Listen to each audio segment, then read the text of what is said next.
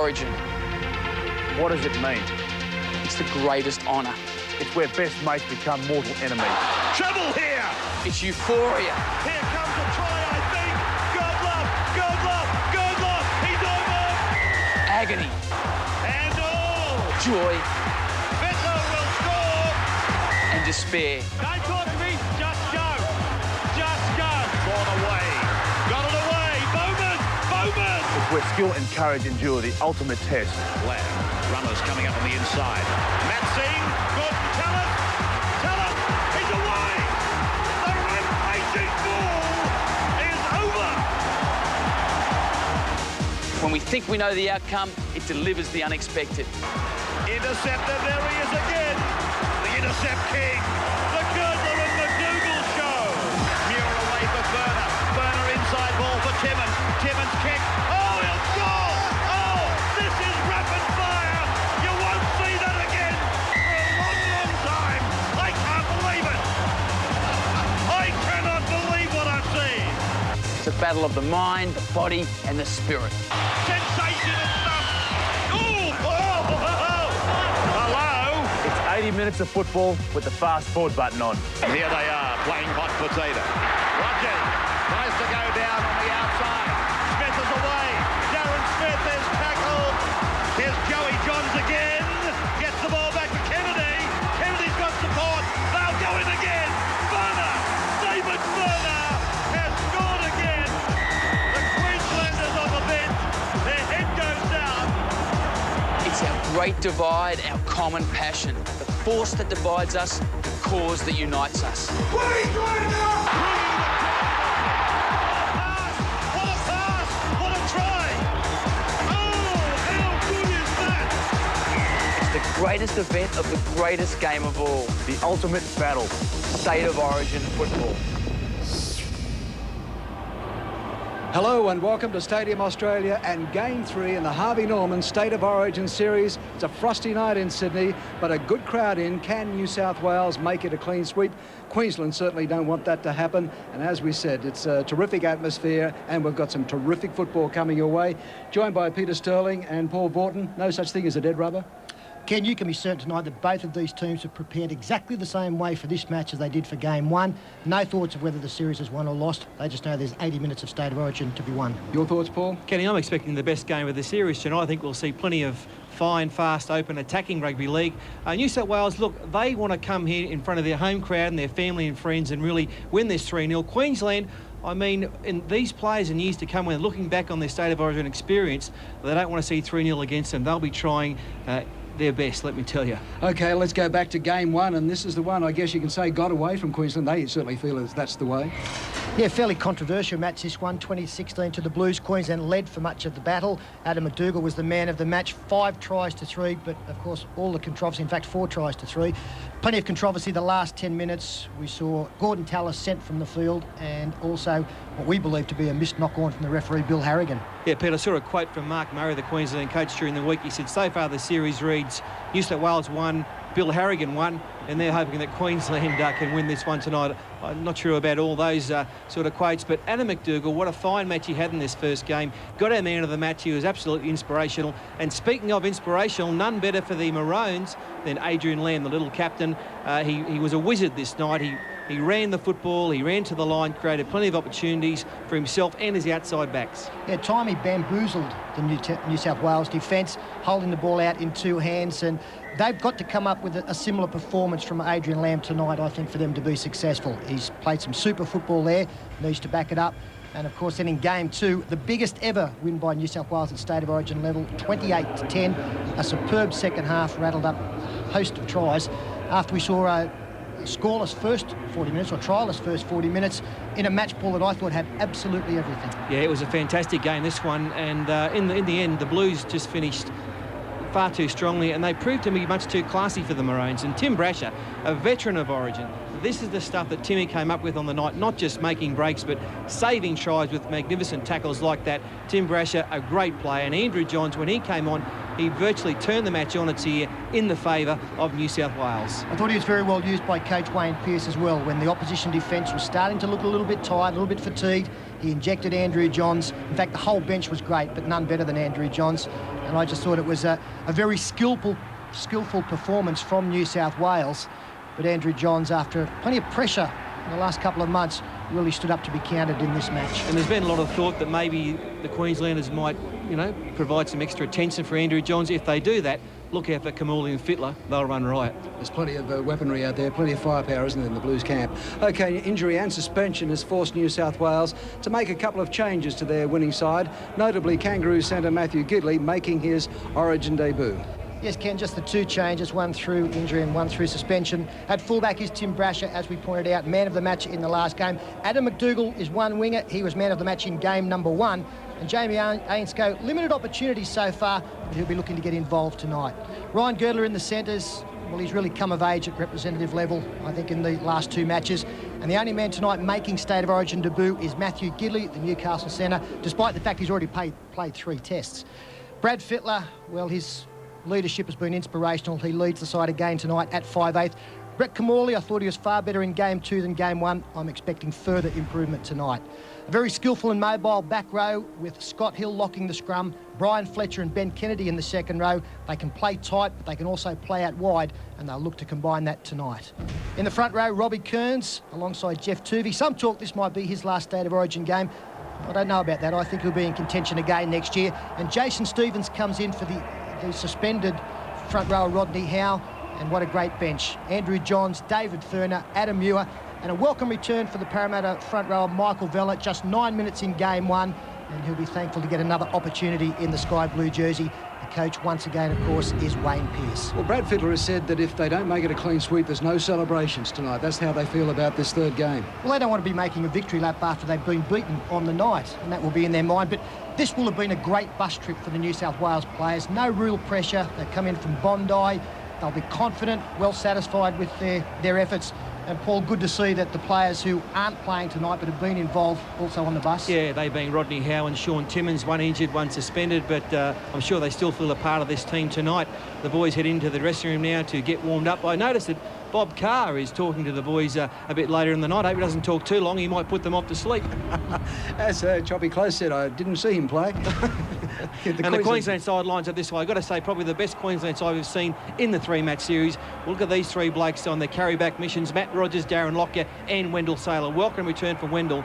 Queensland really missed him in that second match. Paul Bowman's been a star for Queensland, mainly in defence, and Matt Singh moves from the wing into centres. I'm expecting a big game for Matty Singh. He'll add a lot of thrust out there out wide. The halves, very good players, aren't they? Benny Eichen comes back from injury. I expect that Ben will also run the football a lot tonight. When he does, he's all the better for that. And Adrian Lamb, the little skipper, he'll lead the way as well. The forwards, it's a pretty robust pack of forwards. Darren Smith goes from the centres back into the back row. He's playing lock forward instead of his brother Jason tonight. Gordon Tallis and Chris McKenna. Chris McKenna also a player who can add some thrust out wide, a wide-running player for Cronulla. And the big boppers up front, they've been fantastic in the first 2 games. Shane Webke, Jason Hetherington and Martin Lang. No fault of theirs that Queensland has been beaten 2-0 in this series so far. And it's not a bad-looking bench. Julian O'Neill, Brad Thorne, Tony Carroll, Craig Greenhill. He played last year, gets his first run in the Maroons jumper this year. He's a blood and guts man. He'll do his job up the middle, no doubt about it. OK, I mean, what has Queensland, do you think, Paul, got to do to make the difference here this evening? Is it in the halves or in the forwards or the combination of everything? I expect them to play a lot more fired up, Ken. I spoke to both Arthur Beetson and Wally Lewis, 2 of Queensland greats, about 10 minutes ago, and they expect Queensland to, fire up. I'm not talking about illegal tactics, but just be more aggressive in the play of the ball, more aggressive in their defence, finish on top, and really try and hurt the New South Wales players, which I don't think they've done so far.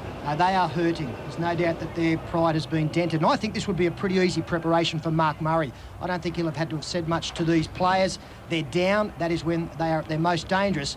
And conversely, I'm sure that Wayne Pearce, the opponent to Mark Murray, has said to his team, look, this is when they are most dangerous. They're coming at us. You're a maroon to your bootstraps. You're going for them?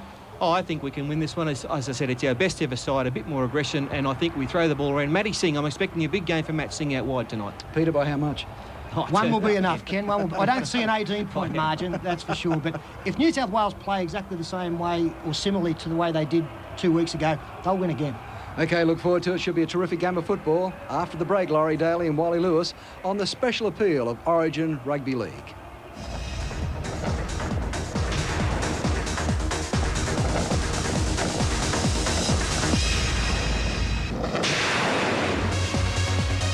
I was there for the first Origin game at the Olympic Stadium last year, and I played in some great grounds, Lang Park being one of those, in front of those mad Queenslanders. But to run out in front of 88,000 people, your home crowd, was a great experience. Oh, Spud Carroll coming back. It was the last game for Laurie Daly to put on the blue jersey in Sydney, and for him to go across the chalk was a great thing for the team. Daly punches it. Daly's over. That is a try. Laurie Daly scores a representative try on farewell in front of the Sydney crowd. I remember finishing that game, and I've got to give you the tip, I had a massive headache. One thing my dad always said to me, son, never show you hurt, always get up. Sorry, Dad. After the game, my little boy Josh would come out in the field, and if I didn't have my name, Carroll, written on the back, I don't think he would have recognised me. As it turned out, that was my last game of Origin in Sydney as well. Looking back, it wasn't a bad way to finish. Mark Carroll and the no-surrender attitude of the Origin warrior. A total disregard for self-preservation, just one of the qualifications that sets State of Origin apart from all other forms of the code. 20 years of this unrelenting rivalry has left us with a legacy of so many enduring images. Now they're at it. Beatson's involved. Lewis going for the line. He's over. Lewis is in. Morton. There's Boyd, the offender. Scott underneath it, takes it well. This is Price. Chance for New South Wales, and Johnston's in. Oh, pressure underneath the post.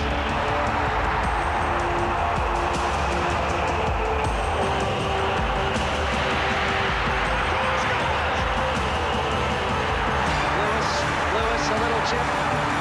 Well, it bounces up the outside, and they're in.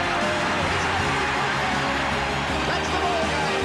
It's on to Lewis, Lewis on the Miles, and it'll hit. Look at the emotion here. Inside pass, Harrigan trying to stay over the Queensland line. So looking at Rory, he's going to run try. And I've been talking about this for ages. Rory's over. That's a try.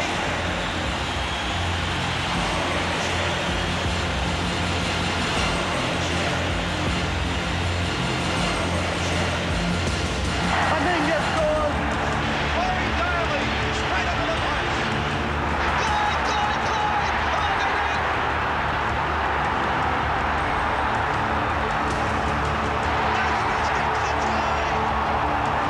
they're in. Harrigan goes hard. Dyer and Lewis. He's 20 metres out. Get to the line. Taken in an Origin special. They won't catch him. He's on Reese Lightning. He's the lead seller. Gets the pass on. Time. It's a miracle. Oh, yeah. Well, they've come from everywhere like it was almost a rehearsal. Comes inside to Harrigan. Yeah. Oh, smashed him down. Lamb comes across and he puts O'Davis over. And he gets it away. It's been down. It's a try. Robert. It's picked up by Ben Aiken.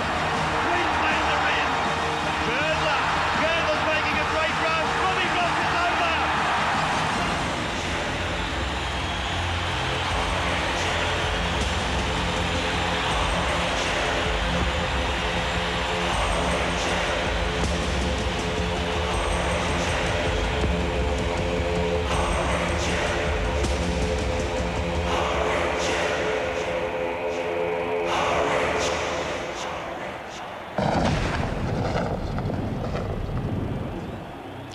Inspirational stuff, 20 years of State of Origin Rugby League. And I can say I honestly really enjoyed that one. And I enjoyed, obviously, watching two guys who were beside me, Wally Lewis and Laurie Daly. When you see all those pictures, Wally, and very much you're part of the legend of State of Origin, how do you feel about the game and the series? Well, very proud to be a part of it and being associated with a sport like that. I suppose you're never ever going to be able to express exactly how you felt, the emotions that were on board whenever you took the field, especially for me being part of the very first game. You came in on the tail end of Wally's career, and you told me earlier on tonight that you used to get so sick of seeing Wally get man of the match. Oh, exactly right. As a kid growing up in Junee, I used to watch the State of Origins around at my brother-in-law's house, and every time Queensland would win, Wally would get man of the match, and I couldn't understand why. And I used to go, why? Brett Kenny used to play well, but now that I've been out, not out of the game, but got to play the game and got to know the insides and outsides of it, you just know exactly why he got him. He was an inspirational leader and the best player that's ever played. Tell me, when Ron McAuliffe, you know, he was one of the instigators of State of Origin Rugby League, so many myths, so many folklore stories about the man. When he decided he wanted State of Origin, what did he say to you about being a Queenslander? Well, basically, he wanted to save rugby league in Queensland. He knew that we had to have a State of Origin rugby league game to be any chance of beating New South Wales. The boss called us into a meeting. He already had all the bosses inside his office for that nice friendly glass of port, but he walked into the room, shook Arthur Beetson by the hand, and then went round and shook everybody else by the hand, nodded at them, and turned around, looked at them collectively as a group and said, the destiny of Queensland's rugby league future is in your hands. Nodded like the proud senator and walked out. We all got goosebumps and at the same time probably felt an extra sense of responsibility. When did State of Origin Rugby League sink in for you? I mean, as far as the Blues, there was always this story about the Maroons had the spirit and New South Wales didn't. Yeah, well, I actually played in the '89 series, and that was my first throw into State of Origin. We played the Queensland side, which were dominant. They had Wally and Meningas and the Mileses, and I don't think we were really ready for that at that stage. There was a lot of young guys picked in that team, but I think '92 when Gus Gould come on board, I can always remember one of the things he said to us was, we've got to do everything better than what Queensland are doing. So if we're training, we've got to make sure we're doing it better. If we're having a drink, well, we'll do that better as well. So he's a good coach? Oh, he's a great coach, Gus, and I think his record speaks for itself. Well, is the magic still there? The intensity still there? I mean, what do you see amongst the players today when you see so much has changed in the last number of years? Yeah, I get a little bit disappointed when I speak to a lot of the general public, and they ask me the same question. It's not the same State of Origin game anymore, is it? And I simply answer to them, well, you go down to the dressing rooms, you ask the players how they're feeling about it all, ask them if they feel like they've let themselves down or how proud they feel, whether they win or lose the football game. It's still the same great game it was. And you, Laurie, feel the same way? Oh, exactly right. I mean, I'd love to be out there tonight running around, but obviously I'm not. But I'll just sit back here and enjoy it because I know two teams are going to go for it. It's amazing. You two guys are still pretty after all those games. Huh? What happened? Keep telling the stories like that. When we return, Phil Gould and Ricky Stewart analyse what's at stake in Game 3 of the Harvey Norman State of Origin series. Don't go away.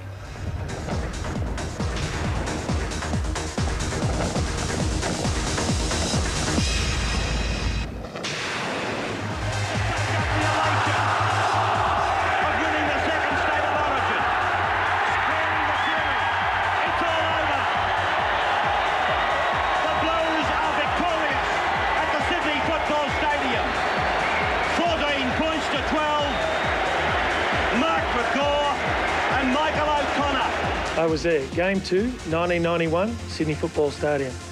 There's a lot I remember about that game. It was raining. We had to win the second game to level the series. And Mark Geyer and Wally Lewis, they had their little set too. Oh, Geyer and Lewis, they're mouthing off at each other over the top of David Manson's head. As it turned out, I was in the right spot at the right time. Scored in the corner to lock it up at 14-all.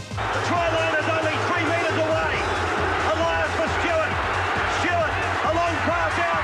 McGaw got it down. It's a try. We're back square. It's locked up again, the Origin. I looked over to Michael O'Connor, who was going to take the kick. I didn't think he could lift the ball even off the ground, let alone put it over the bar, especially from the sideline. It was raining, the ground was heavy, his legs were weary from the 80 minutes of football. Geez, how is he going to kick this? 2 from 3 for Michael O'Connor. He's 3 metres in. He's 20 metres out. Gets it away nicely. It's kicked. Michael O'Connor has won the second State of Origin for New South Wales. It certainly was a great night for the Blues. Michael O'Connor, you're a genius. Mark McGaw etched his name in Origin history, and so did these two characters, winning coach Phil Gould and champion halfback Ricky Stewart. The 2 wins by New South Wales this season has brought the head-to-head results to 30 wins for Queensland and 28 to the Blues. but there's much more at stake in tonight's game. And Phil and Ricky, I'm just wondering what the difference is between these two teams tonight and what has Queensland got to do? Phil? Yeah, well, Ken, the difference in this game will be the same as it is always. The team that's most aggressive, the team that takes their opportunities when they're presented, and the team that has an unshakable belief in each other.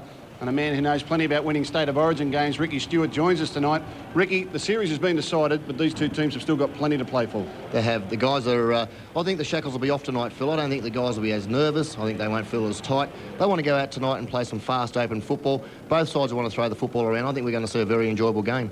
I think the Queenslanders have got to change their attitude a little bit tonight. They haven't scored many points in the game's Origin games so far. They get the opportunity with Darren Smith and Chris McKenna playing in the second row. They can get out a little bit wider and give the ball some air. Yeah, both very good runners of the football. Wendell and Matty Rogers, they want to see a lot of the ball as well. That's why I think we'll see an open game of football. And, you know, then you've got the halves in Eichen and you've got young Lamb, both good runners of the ball as well. Yeah, somewhere you know plenty about is the New South Wales dressing room. Our Channel 9 cameras went there earlier this evening. How were you in the dressing room, Ricky? Were you nervous? Very nervous, yeah, Phil. But I think tonight, with them 2-0 up, they've got to be feeling a touch more confident. You've got young Kamali there. He'll feel a lot better coming into this game than he did in the first one. And this is what Origin's all about, Jeff Tuvey. Plenty of experience there for him. I think that the three halves, Tuvey, Kamali and Johns, had a tremendous effect on game one. How do Queensland combat that in tonight's game? Well, Kamali will be a lot more used to the speed of the football, the intensity of the football now, coming into the third match. I think Queensland have to play an open style of football. If they play off the first pivot and the second pivot a bit more, that'll open up the game for Adrian Lamb, and that's how he likes to play his football. A lot of attacking potency in this New South Wales side. They were absolutely superb in game two up there at Lang Park. Andrew Voss caught up with their coach Wayne Pearce earlier. Wayne, we've heard plenty of talk going into the match, but how important is the clean sweep to the Blues? We've spoken about it all week in terms of you know, the memories that we want to take away from the series, and you know, we're really keen, the players are really keen, most importantly, to go out there tonight and really show the fans what they're capable of. What about the Andrew Johns factor tonight? I guess your hand was forced a little early in the last game because of the injury to Jeff Tuvey. What can we expect, and when will he be in the match? Well, we planned last time to use him and Jeff in explosive bursts, and it worked quite well, and we look to do the same thing again in this particular match. It was quite effective getting out of dummy half and playing at their forwards, and we've did the same thing tonight. Players more relaxed going into tonight, the fact that the series has been won? But it's been quite relaxed throughout the week, but certainly from when we left, when we had the team meeting prior to leaving the hotel and the bus trip out, their intensity's there. And now we'll certainly know in the early exchanges from kick-off if we're as hungry as we were last game, and I'll be disappointed if we're not. Okay, good luck tonight. Thanks, Andrew. Well, there it is, a very relaxed New South Wales dressing room and a very relaxed New South Wales coach. Let's see what it's like in the Queensland room. Ricky, the Queenslanders tonight, a lot of people trying to hype this game up, but these Queenslanders won't need hyping. A lot at stake for them. Not in any Origin game, Phil. When you got these guys, they want to go out on a winning point of view. They've got World Cup spots at the end of the season. Darren Smith, I think, is in his best position tonight, and that'll give them another option in attack, and I think they have to attack and throw the ball around, as I said, a lot more than what they have in the previous two matches. Yeah, Wendell Saylor will be a big one for them tonight too, coming in to help those forwards. Mark Murray was with Andrew Voss just a short time ago. Mark, a win tonight, in the context of this series, what will it mean to Queensland? Yeah, we're disappointed with our situation at present, so and we've got one shot at changing that, so a win's very important for us. The fact that the series has been decided, are the players any different in their approach? Has there been a more relaxed attitude? Not really, no. It's a little the opposite, actually. They've been a little tense about it. Very disappointed that it is, you know, a decided series at this point. So, you know, we've had a fairly intense week, and we expect to start the game that way. Okay, Mark. Well, here's the big question: what are you going to do different then to win? Well, it's got to be at the ruck. You know, the Blues have got some very talented ball players around the ruck area, and you know, they had a picnic there at Lang Park, so we'll be starting in the ruck. And last question on a personal note: do you feel under pressure tonight? No, my job tonight's to try and win this football game. What happens from there, we'll deal with later on. Okay, Mark, all the best for the Maroons. Thanks, Andrew. Yeah, Queensland talking up their defence on the New South Wales ball players. Ricky, I know you're going to tip New South Wales. Have Queensland got a chance in this game? Absolutely, Phil. I mean, you know what the spirit's like for the Queenslanders, and that's going to be a big advantage in this game tonight. That spirit they have had over the years, it can lift them. Let's hope it doesn't lift them too much, though. Ken, things are much more relaxed down here tonight, but still very exciting. Back to you. Thanks, Phil. Thanks, Ricky. And when we come back, Ray Warren and all the action live from Stadium Australia on Wide World of Sports.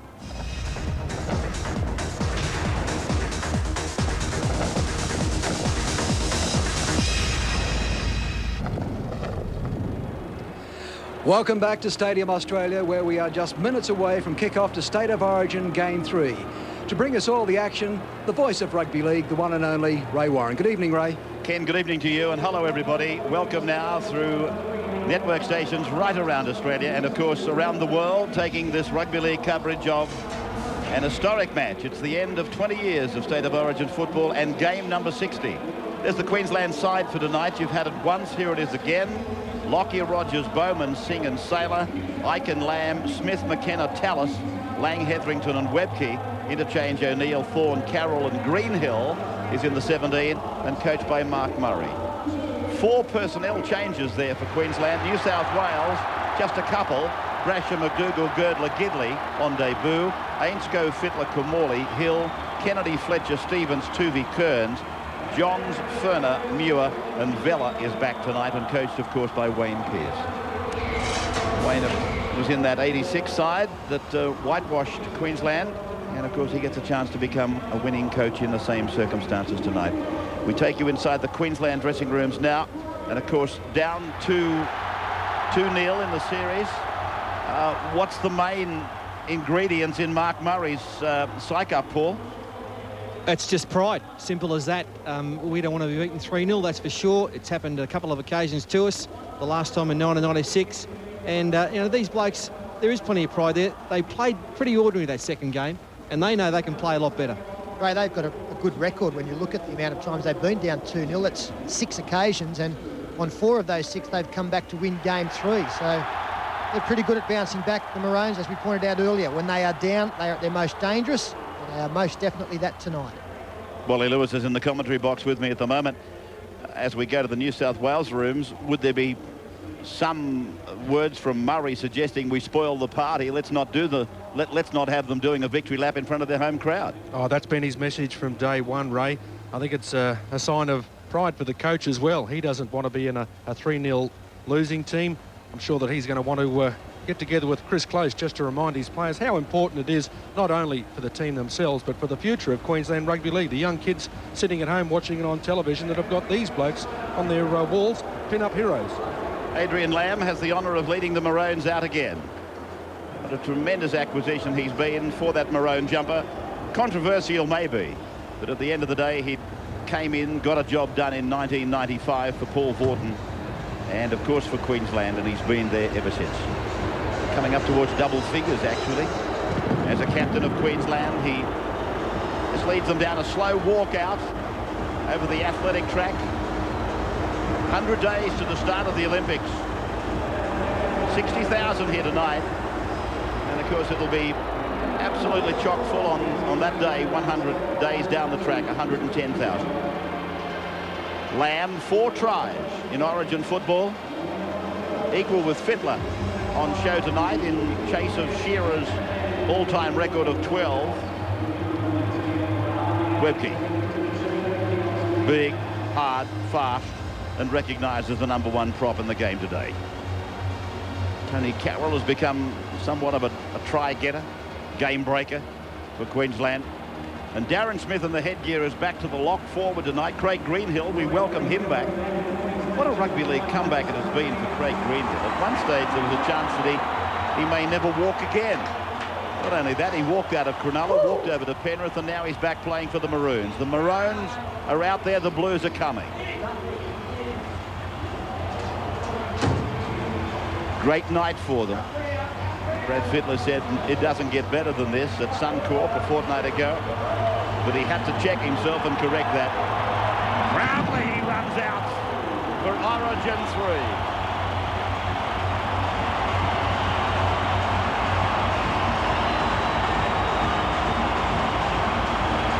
Smoke clearing from the fireworks display. Tuvey in 9. Bill Harrigan referees his 12th match tonight. Ben Aiken is back for Queensland. A lot of personnel, or should I say positional changes. There's the debutant. And Andrew on the sideline. Your weather. It's Ray, okay tonight. It certainly is. It's great to have a dry night for Origin, isn't it? No chance of rain. I can tell you, though, this Stadium Australia playing surface still a little slippery. Ray, the series might be decided, but seeing the Queensland players in particular in the last 60 minutes before kick-off, they really mean business. There's never been anything half-hearted about Origin, and tonight will be no different. 3 times Queensland have whitewashed the Blues. Twice the Blues have done it to them. So that's something else that can be levelled tonight. Already the series have been levelled at 9-9. It is time for the anthem, the Australian national anthem, and tonight to be sung by Rob Guest, international star. And he is ready on the dais. Queensland wait with New South Wales in their huddle. Game number 60. 30 for Queensland, 28 for New South. One has been drawn. Brisbane supplying 7 players to Origin 3 tonight.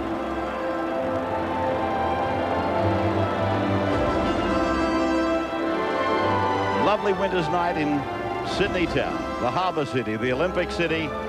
This is Origin 3 coming your way on the 9 network. Australians, all let us rejoice, for we are young and free, with golden soil and wealth for toil. Our home is girt by a sea. Our land abounds with nature's gifts, our beauty rich and rare.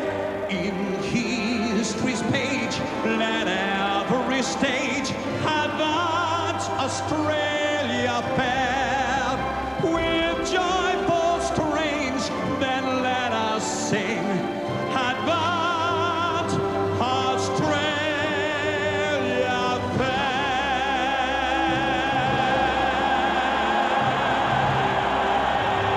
That is Rob Guest. How good is that?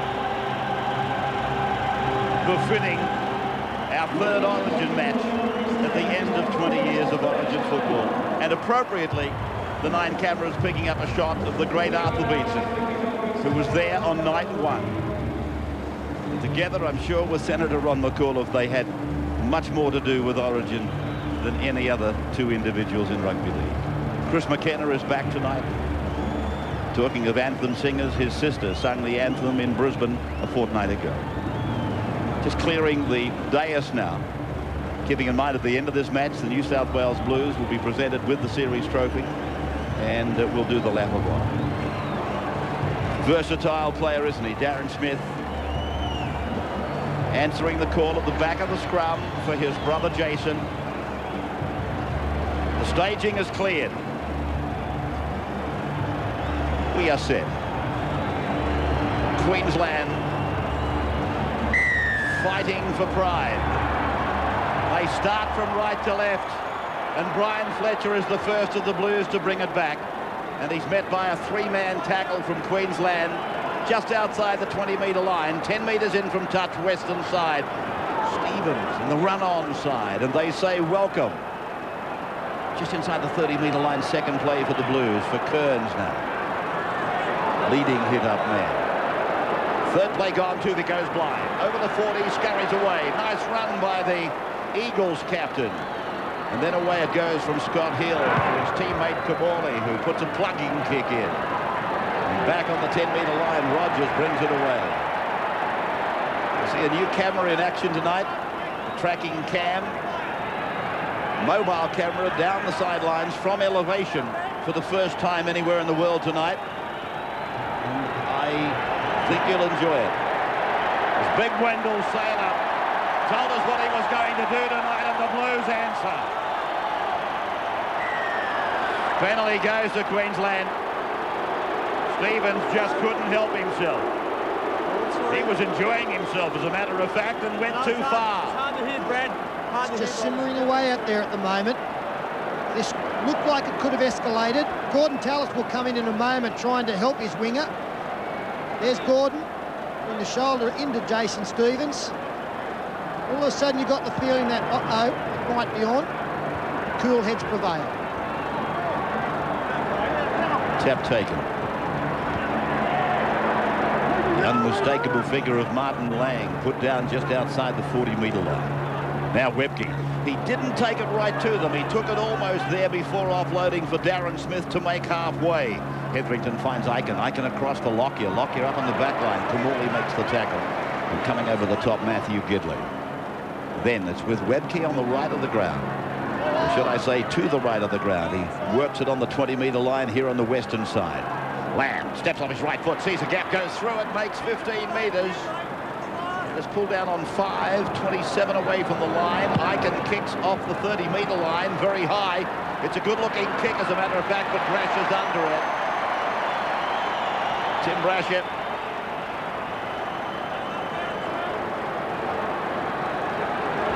The great game he had in Queensland a fortnight ago on recall to Origin duty.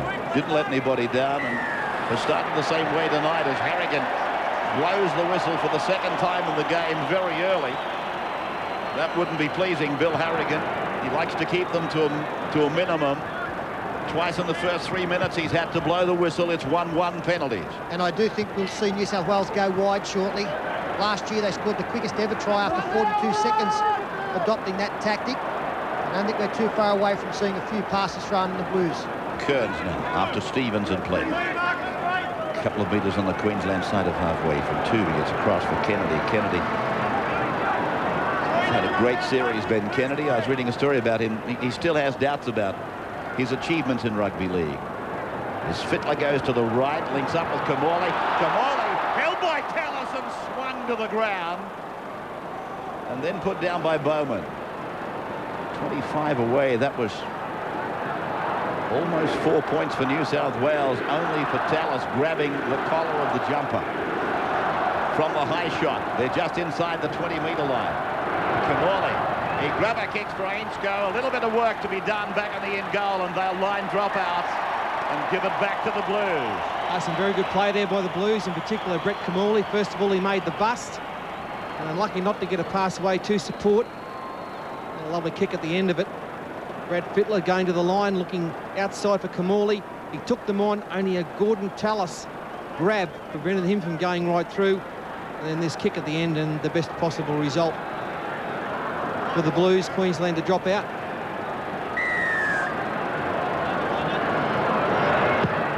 So Lockyer driving at 45 metres to be marked by Scott Hill, who sends Robbie Kearns back 31 metres away from the Queensland line. Tuvey then for Stevens. Stevens running at his Cronulla teammate Martin Lang, eventually put down by another shark in Chris McKenna. Webke had a part of it, so did Hetherington. Kamali turns it in. Fittler comes back to the right.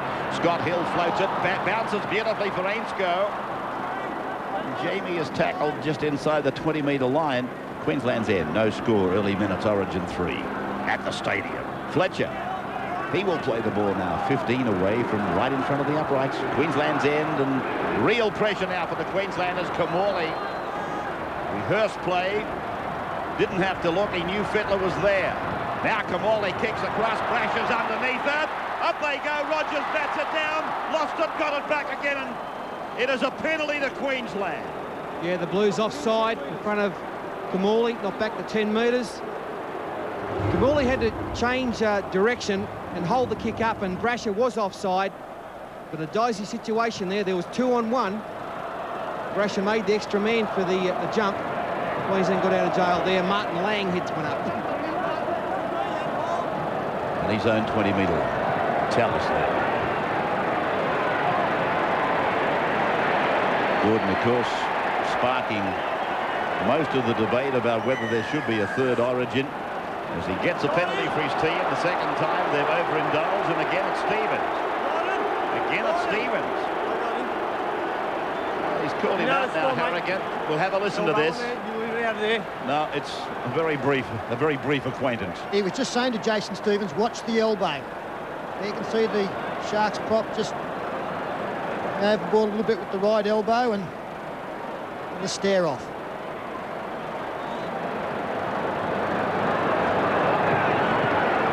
Webke to the halfway line, just beyond it. Played back to Hetherington. And Kennedy's really come out of it limping. He's lost the use of one of the legs at the moment. He's trying to get some power back in it as Lockyer gives it to Hetherington, to Webke. And Webke looks back and puts the ball on the ground, rugby fashion. Again, it goes to ground. What's Bill going to do here? He gives it back to them. Queensland with the ball, 6 more tackles. Kennedy off, David Furner into the action as Hetherington out of dummy half to the 30. Fletcher over the top of Kearns, and there's Kennedy. Darren Smith then, a run from dummy half. Nothing doing with the backs, nothing doing with the playmakers, and forced to take it himself. Hetherington for Tallis. Tallis to the 20-metre line, and Hill was there. He was able to get it away, and then Hetherington gives it to Lamb. Lamb inside for Rogers. Rogers a weaving run, and getting it away before it goes to ground. Away from Hetherington out to Lockyer. Lockyer dummies on the outside. Gives it back on the inside for McKenna. McKenna gets it away. Queensland showing their hand. Pass at all times. It's away to Rogers. Rogers is put down eventually. Bounces up for a quick play the ball. And plays it back for Darren Smith. Then it's away for Gordon Tallis. And Tallis trying to get the arm free to keep it alive. Close to the line though.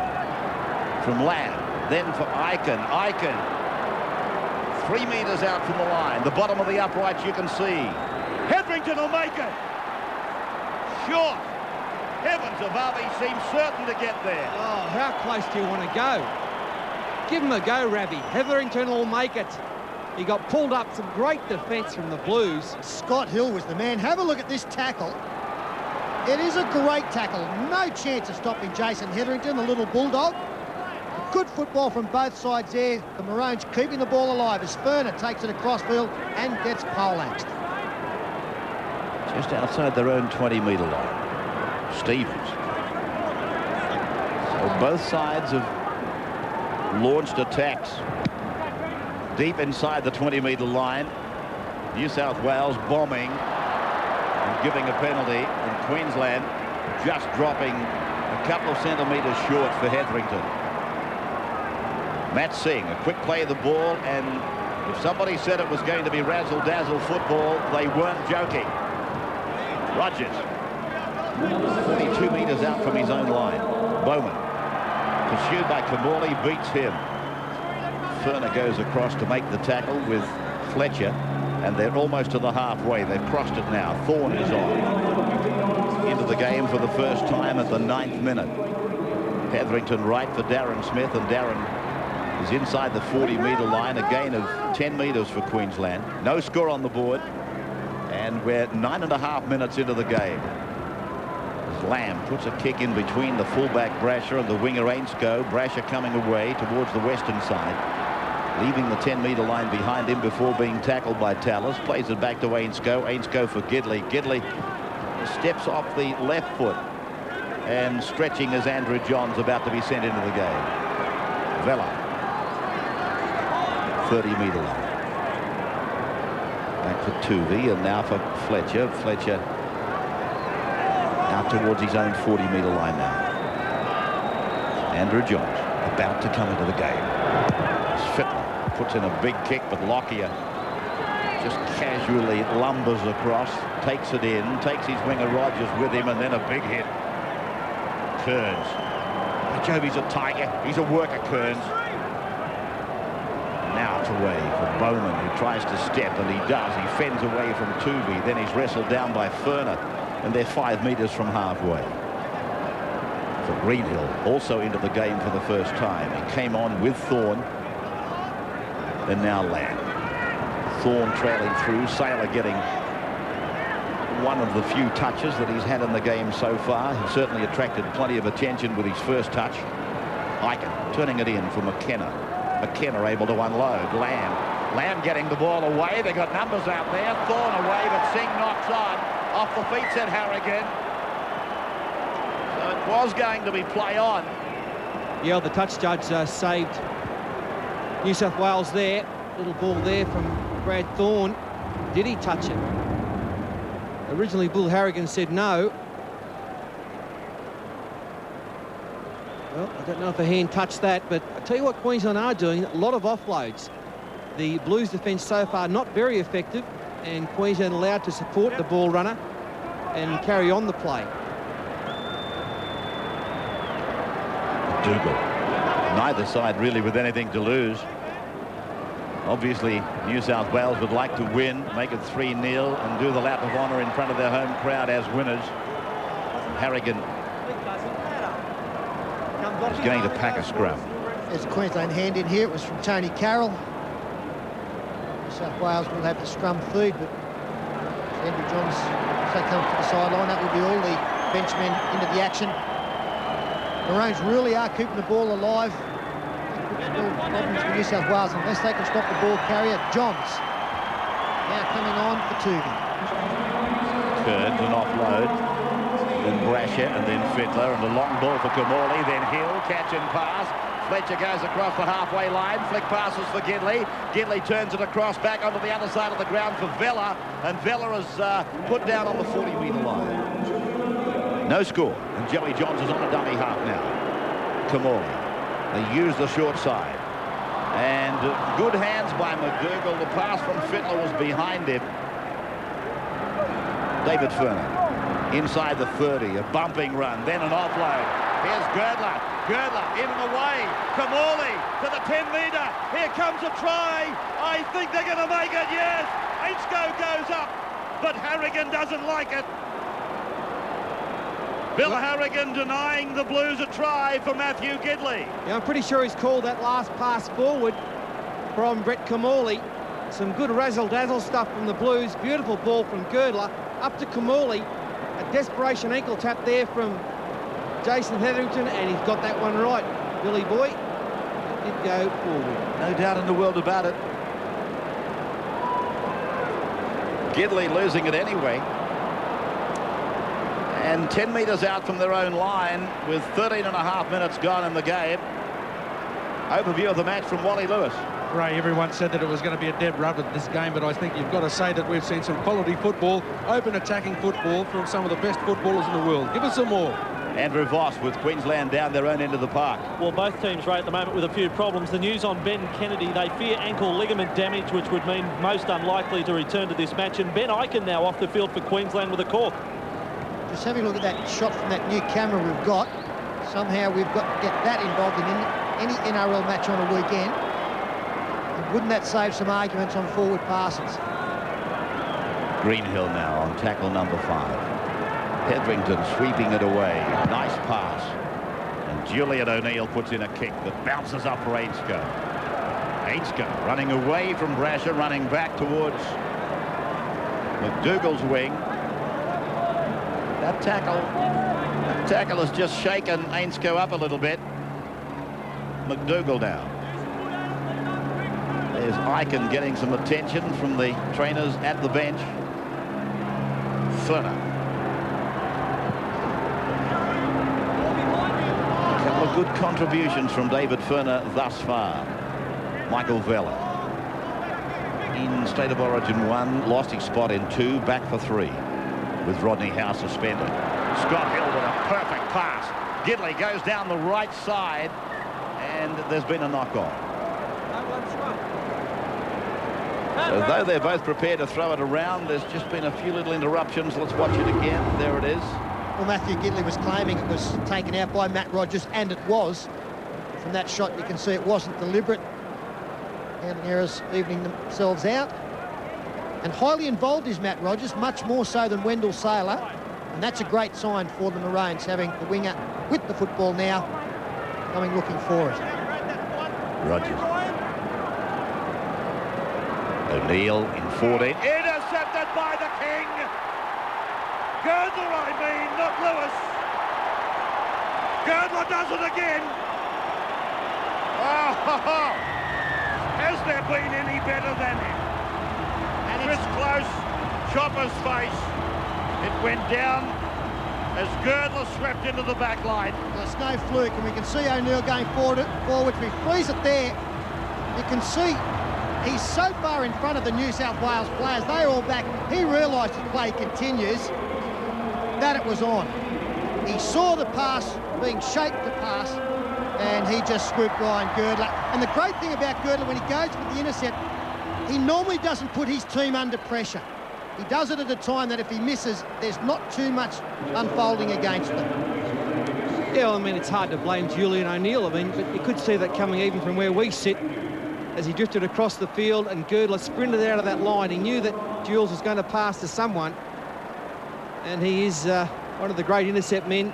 Put him up there with Brett Kenny. He was the best I ever saw. Well, you could see him lurking, as you mentioned, Paul, in that area. To me, it could also be a little bit of a bonus for Queensland. Noted players of intercept passes can be drawn into it. A lot of times you could just see Wendell Saylor in that movement, got in behind him. You've got to try and throw a couple of dummy passes, put him in two minds every time he comes up in that defensive line. It can be a real bonus for Queensland if they can control the football. That's his 34th Origin point, Ryan Girdler. This will be 36. Meninga, the greatest point scorer of all time, 161. These fellas are just babes in the woods at the moment. Girdler hits it. 36 Origin points for Ryan Girdler, 6-0 New South Wales. We'll take our first break. We'll be back in a moment.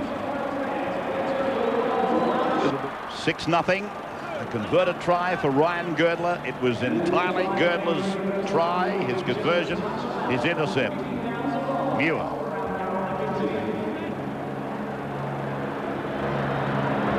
The Blues then spinning it wide. Girdler again. Now McDougall. They put on a show at Suncorp a fortnight ago. 20 metres away from the line. And here's Furner. Last tackle, a chance to run the football to the right. Fittler does that. Then he puts Muir over. Adam Muir is in to score. There's an avalanche starting here. Shades of Suncorp, when they put them together in quick rapidity, it was bang, bang, bang up there, and they've started again. It is 10-0. And the Girdler-McDougall show was on the road again. Looking very confident, aren't they, New South Wales? McDougall did a great job to stay in the field of play. But you can see the numbers out wide. Just 4 Queensland defenders up against about 9 New South Welshmen. And Brad Fittler came up with the perfect pass, set up by the lead-up play. And then Fittler, he'd already seen what was happening out wide. He only had eyes for Adam Muir. Well, that's pretty poor Queensland defence. They couldn't recover from that earlier bust down the left flank by Girdler and McDougall. And when you've got 9 against 4, I mean, there's got to be a gap somewhere. It's a matter of throwing the right pass to find it. And who better to pass that football than Brad Fittler? Probably just a small thing, Paul, but the dummy half pass from the Adam McDougall play the ball was also sensational, because Adam McDougall was actually pushed backwards as he went to play it. Could have almost been a penalty for the Blues. And to keep play going, the dummy half pass had to be a good one, and it was. 2 rucks later, we see Ryan Girdler about to convert the second try of the match.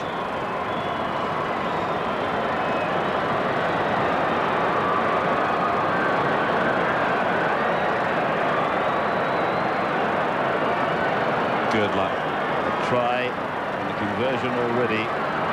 Now to convert Muir's try, which he does. 12-0 the score, the Blues over the Maroons. 21 minutes gone, Andrew. Well, Ray, I'm sitting right beside the Queensland bench, and I know it's very early, but already say a few heads have gone down. Ben Ikin injured on the sideline watching this play unfold. I think the pain of the cork calf became tenfold, and I'm also beside the former New South Wales captain, Laurie Daly, an unbelievable start. Unbelievable start, Bossy. The New South Wales side said they were going to use the ball tonight, and this start is one of the best in history. Stevens now. 20-metre line. Vella. Oh! Good stuff. McKenna. Furner. 3-0 the line breaks to the Blues. Vella again. They hit him and he came back and asked for it again. That's gone forward. Little bat forward. Little Harrigan will place a scrum just outside the 30-metre line. I think the most impressive part about the Blues' play throughout the series, Ray, shouldn't be too many worried faces on their bench, I can tell you, the way that they're controlling the football, but it's been the way that they manage to put even more pressure on Queensland immediately after scoring. Their confidence level soars, players get in position. On that occasion, Queensland were hopelessly outnumbered, only mistakes open. Girdler up there smothering Darren Lockyer. They really have to be the next team to score, don't they, the Maroons? Confidence level would disintegrate completely if they have another one put on them. Lang playing it just outside the 30-metre line. Darren Smith. They were unloading in just about every tackle earlier in the night. They've had to do a bit of defending since then, and that might have dropped off a fraction. McKenna now. That's where they are, just outside the 20-metre line. The Blues now called upon to defend as Lockyer puts a left-footed bomb up. It's a good kick. Ainsco's riding shotgun for Brasher. Hey, this may well be looked at. Yes, Bill Harrigan's going to the video referee here. Now, Ainsco, he didn't have to get involved, but he did. He rode as cover for Brasher, and I'm not sure that Brasher has touched down. I think it's a try, Ray. Brasher, he fumbled it once, he went chasing after it, and before he could ground it, I think Matty Rogers puts a hand on it, forces it. Or does he force it? Well, he forces it, but did he knock it forward first? Interesting one for the video referee tonight. Here's Brasher's involvement. Let's watch it. And then Matt Rogers. I'm happy with it. I saw a similar one Friday night at Parramatta Stadium. Young Pat Richards, the winger. He was very similar to that one from Matt Rogers. Looks confident, doesn't he? The young shark. That first angle we had on it, it put a little hesitation into our thoughts. The second one looked more conclusive. So what's it going to be? Red or green? It's green. Queensland have struck back. They've come back with the man that can really find some points. Yeah, that was nice. It all came from a Blues mistake, a drop ball, a good set of six by the Maroons, and a massive kick there from Darren Lockyer. The height was the thing. It allowed the Maroons plenty of time to get through on it, put some pressure on Tim Brasher. He doesn't drop many, Tim Brasher. That was a surprise, and then the ball just got away from him. Well done, Matty Rogers. It was that same shot again I was referring to. It still casts a little doubt on it. But Rogers, from 20 out, 9 in, hits it beautifully.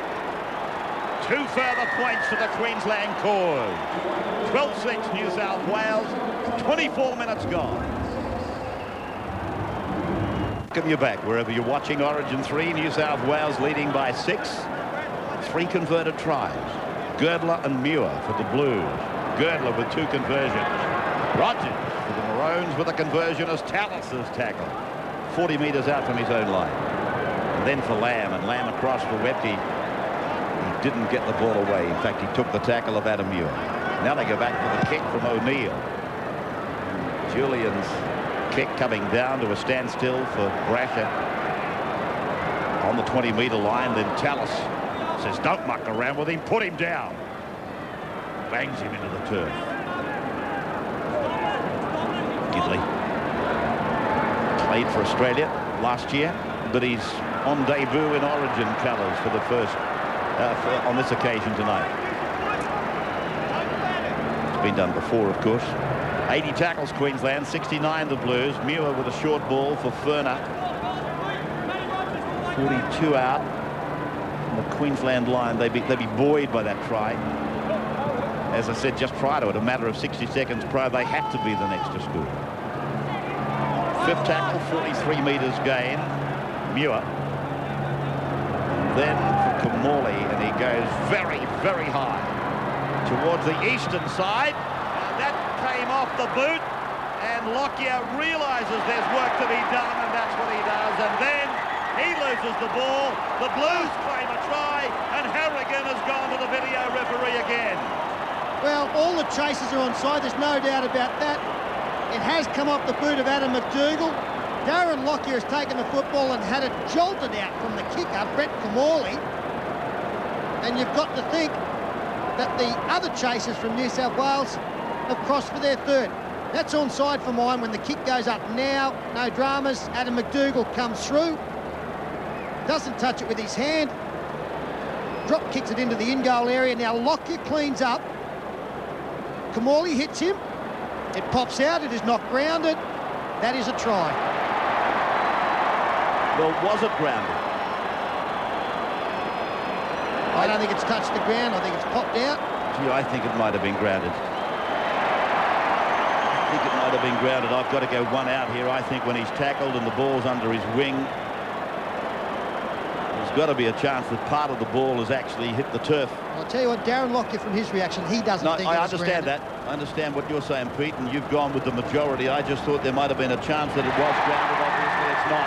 It's a try to New South Wales, and who got it? Girdler. Girdler gets his second try. It is 16-6. Well, it's great work from the Blues, and it just goes to show that every bomb doesn't have to go right into a corner in the in-goal area to be successful. This one came down to, what, 15 metres out. Great work from McDougall. Knew he couldn't catch it, so he towed it through, and the follow-up by Kamuli, a strong hit, wasn't it, for a halfback? And Girdler as well. Anyone could have scored it, but the hit was the one. Right over the top, right around the shoulders. Nothing illegal about it. I think the only reason it wasn't grounded, Ray, was actually the arm of Darren Lockyer stopped it from touching the ground. So here's another look at it, and I'm just reminded that Girdler, in scoring that try, has equalled the record for the most points in a series at 32. He's equalled it, but he's got this kick, and there's the ball coming away from that situation that Peter was referring to. The nemesis for Lockyer really was his own arm. It brought him undone. Girdler enters the history books on his own now for most number of points in a series. 34, 27 minutes gone, 18-6 the Blues. So they've replied, they've answered the Queensland challenge very quickly. Andrew. Yeah, it's quite incredible now. It's like the wave of emotions down here again, the Queensland Hedge. You saw the shots of Lockyer in goal. He's as despondent as ever, Darren Lockyer, after that try, but full credit to the Blues' persistence coming through and getting the four-pointer. That try also for Ryan Girdler equals the record for most number of tries in a series. So he's having a bonanza of a year, isn't he? I guess nothing would have thrilled him any more than what he saw on Sunday with his home club, the Panthers. They've really given him some inspiration. Now Lockyer. The last time I saw him in an embarrassment like that was over in New Zealand. I think when he was on his test debut over there. Sailor for Singh. And if memory serves me correctly, it led to a night that he'd rather forget about. 56%, 44% time in possession in favour of the Blues. Webke met by the shoulder of Muir, and then he wraps the big right arm around him and throws him to the ground. O'Neill passing along the line for Tallis, and every time Gordon gets the ball, it's almost magnetic. He attracts the Blues to him. Lang goes up. Fletcher went in badly. And Fletcher comes away ringing at his right arm. Charged down by Ferner, taken in by Lockyer. 6 more tackles, says referee Bill Harrigan, in his 12th Origin game. Sailor. Halfway line. Tony Carroll stepping around Stevens and then taken down by Fletcher. Played back to Hetherington, now for Lamb. Lamb to the 40-metre line. Now Tallis running out wide and running so strongly. He's really causing the Blues more palpitations than any other 3 players put together. Bowman. What a series he's had. Bowman. They said when he was chosen, Paul who? But he doesn't have to be subjected to that sort of shyaking any longer. Lamb with a lovely kick. McDougall underneath it. So is Singh, knocked backwards. Did well. Reaction time was brilliant. Darren Smith is over. Darren Smith gets a try. Bill Harrigan points to the spot. Well, Matty Singh, that was just brilliant from him. Well, he's a competitor, isn't he, Matty Singh? He climbed high. He's not a tall man. The kick was a good one from Adrian Lamb, once again, putting pressure on the outside New South Wales players. Singh didn't take his eye off it. It goes back over his shoulder. He offloads quickly to Darren Smith, who's got the speed to skirt around the diving tackle of Adam McDougall and beat Fittler in the corner. Yeah, well done, Matty Singh. He's been a star for Queensland in defence over the years, saving many tries. On this occasion, he sets one up. Goes high, can't get it. And Darren Smith showed a pretty good speed here.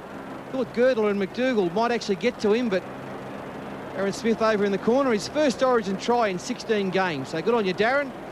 And he is the oldest Origin player out there tonight, Darren Smith. and he's happy, and rightly so. Every time New South Wales start to look a little bit comfortable, as usual, Maroons hit back. One of the few shortfalls of the slide defence, of course, is that you don't end up with too many defenders out wide. The Blues on that occasion ended up with 3. A bit of sheer fortune for the Queenslanders. Got them home. It was sorely needed because there wasn't a lot of confidence left in the tank.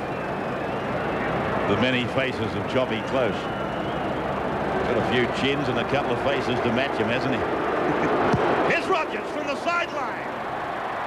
Just away. 18-10. The Wizard Blues over the 4X Queenslanders. Andrew.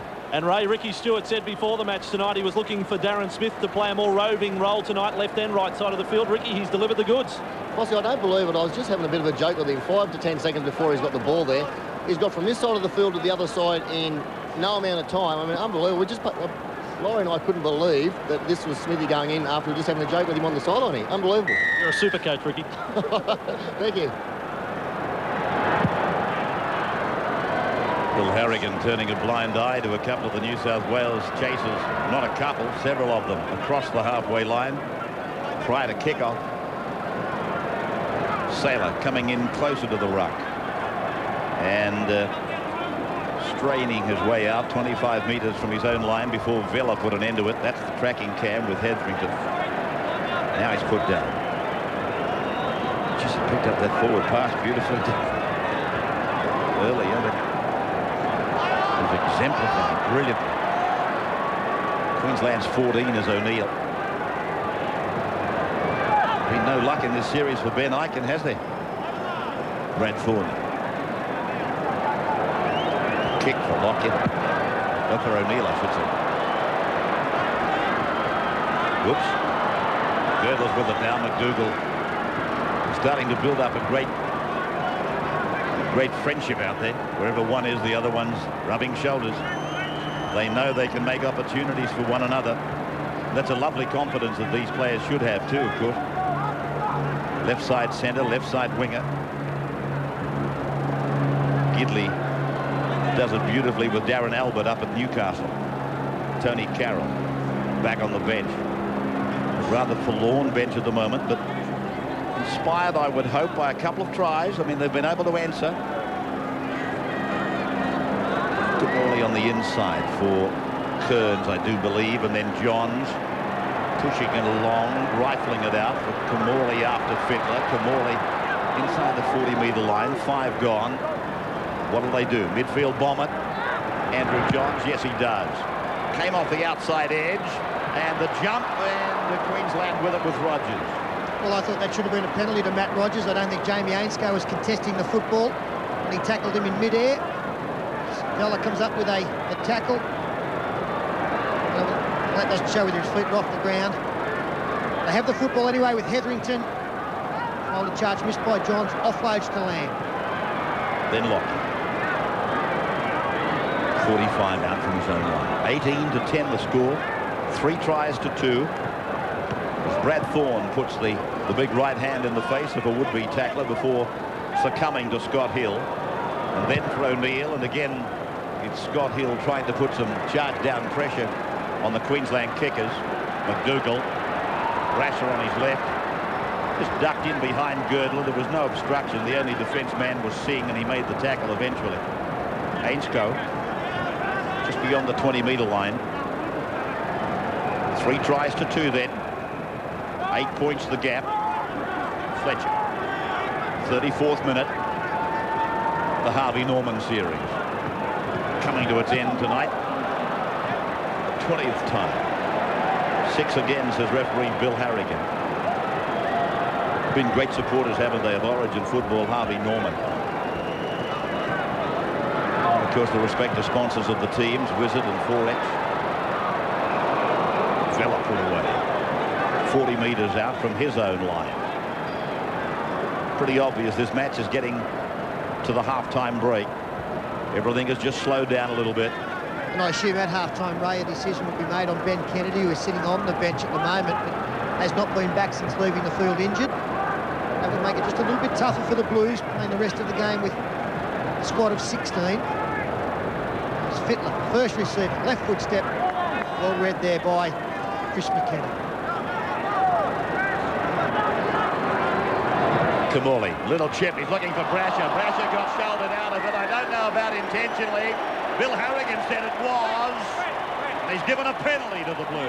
Well, a little set play there. Tim Brasher charging onto that Kamali kick. He obviously talked about it. It was on. And the decision now, what to do. Take a shot for goal, make it 20-10, or have a go for 6. The game has gone into just a bit of a lull at the moment. Well, he did move into his way, Darren Smith, only slightly, but he can't do that. The decision's been taken to kick for goal as we watch another shot of it. And that head-on shot really backed up Harrigan's decision. Darren Smith, though he didn't move far, he did move into the way of Tim Brasher, the chaser. Tallis comes off. I hope they're not booing him, because I tell you what, he's had a very strong game and a great series, and he's a wonderful player. He's nearly taking over the mantle of Wally Lewis south of the border, isn't he? Yes, he is. He's got a bit to go there. Look at the boos. Girdler's got this for 16 points in a game, Pete. The record is held by Mike O'Connor at 18 in 1985. This is for 16 for Girdler. Got it.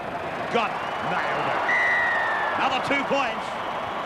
20 points to 10. The Blues over the Maroons. 3 minutes from a break. For a big crowd here as well, a break. Look at them.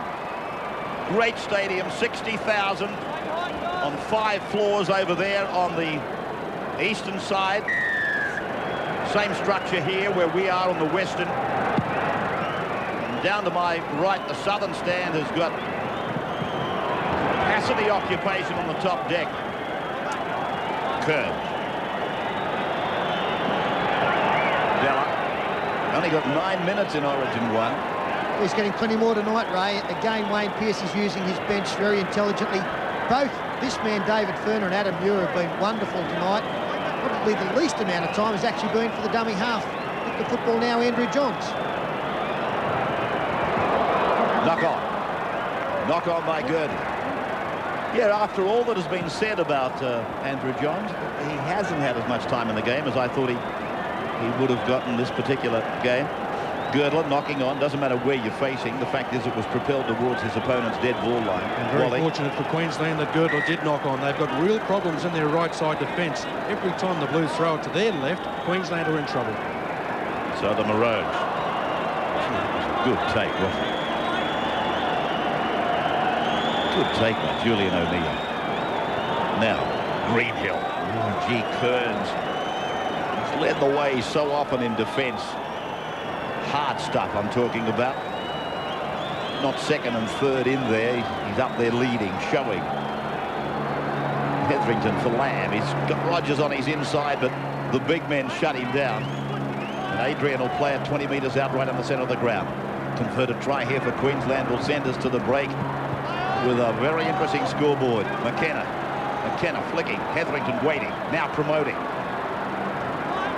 Inside the 20-metre line, 5 tackles gone. Lockie is off to the left and trailing through with Lamb. Lamb goes for Bowman. Bowman could not get it down.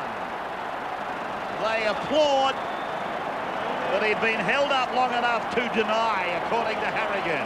Yeah, good run from Paul Bowman. We're into that hole nicely. Had some doubts on the pass, but the defence was equal to the task. No, the pass is fine. 10 metres to go. There's 2-3 there. And who's the man who holds up? Joey Johns, I think, is it? It is indeed. It is indeed, yeah. He's just everywhere, Joey Johns, since he has come on. Held up long enough. Well, the other question I suppose a lot of people are saying is, how long is long enough? I think Bill Harrigan got it right, but it is a discretionary thing, and it just confuses some of the punters some of the time. Confuses the commentators too. Let me tell you, Kamali, and now Brasher, and now Johns, and then Scott Hill, and then Jamie Ainscough, and they're ad-libbing it and going back towards the 40-metre line as the hooter goes in the background. That will be the last tackle of the first half. And at half-time, we've got 5 tries on the board.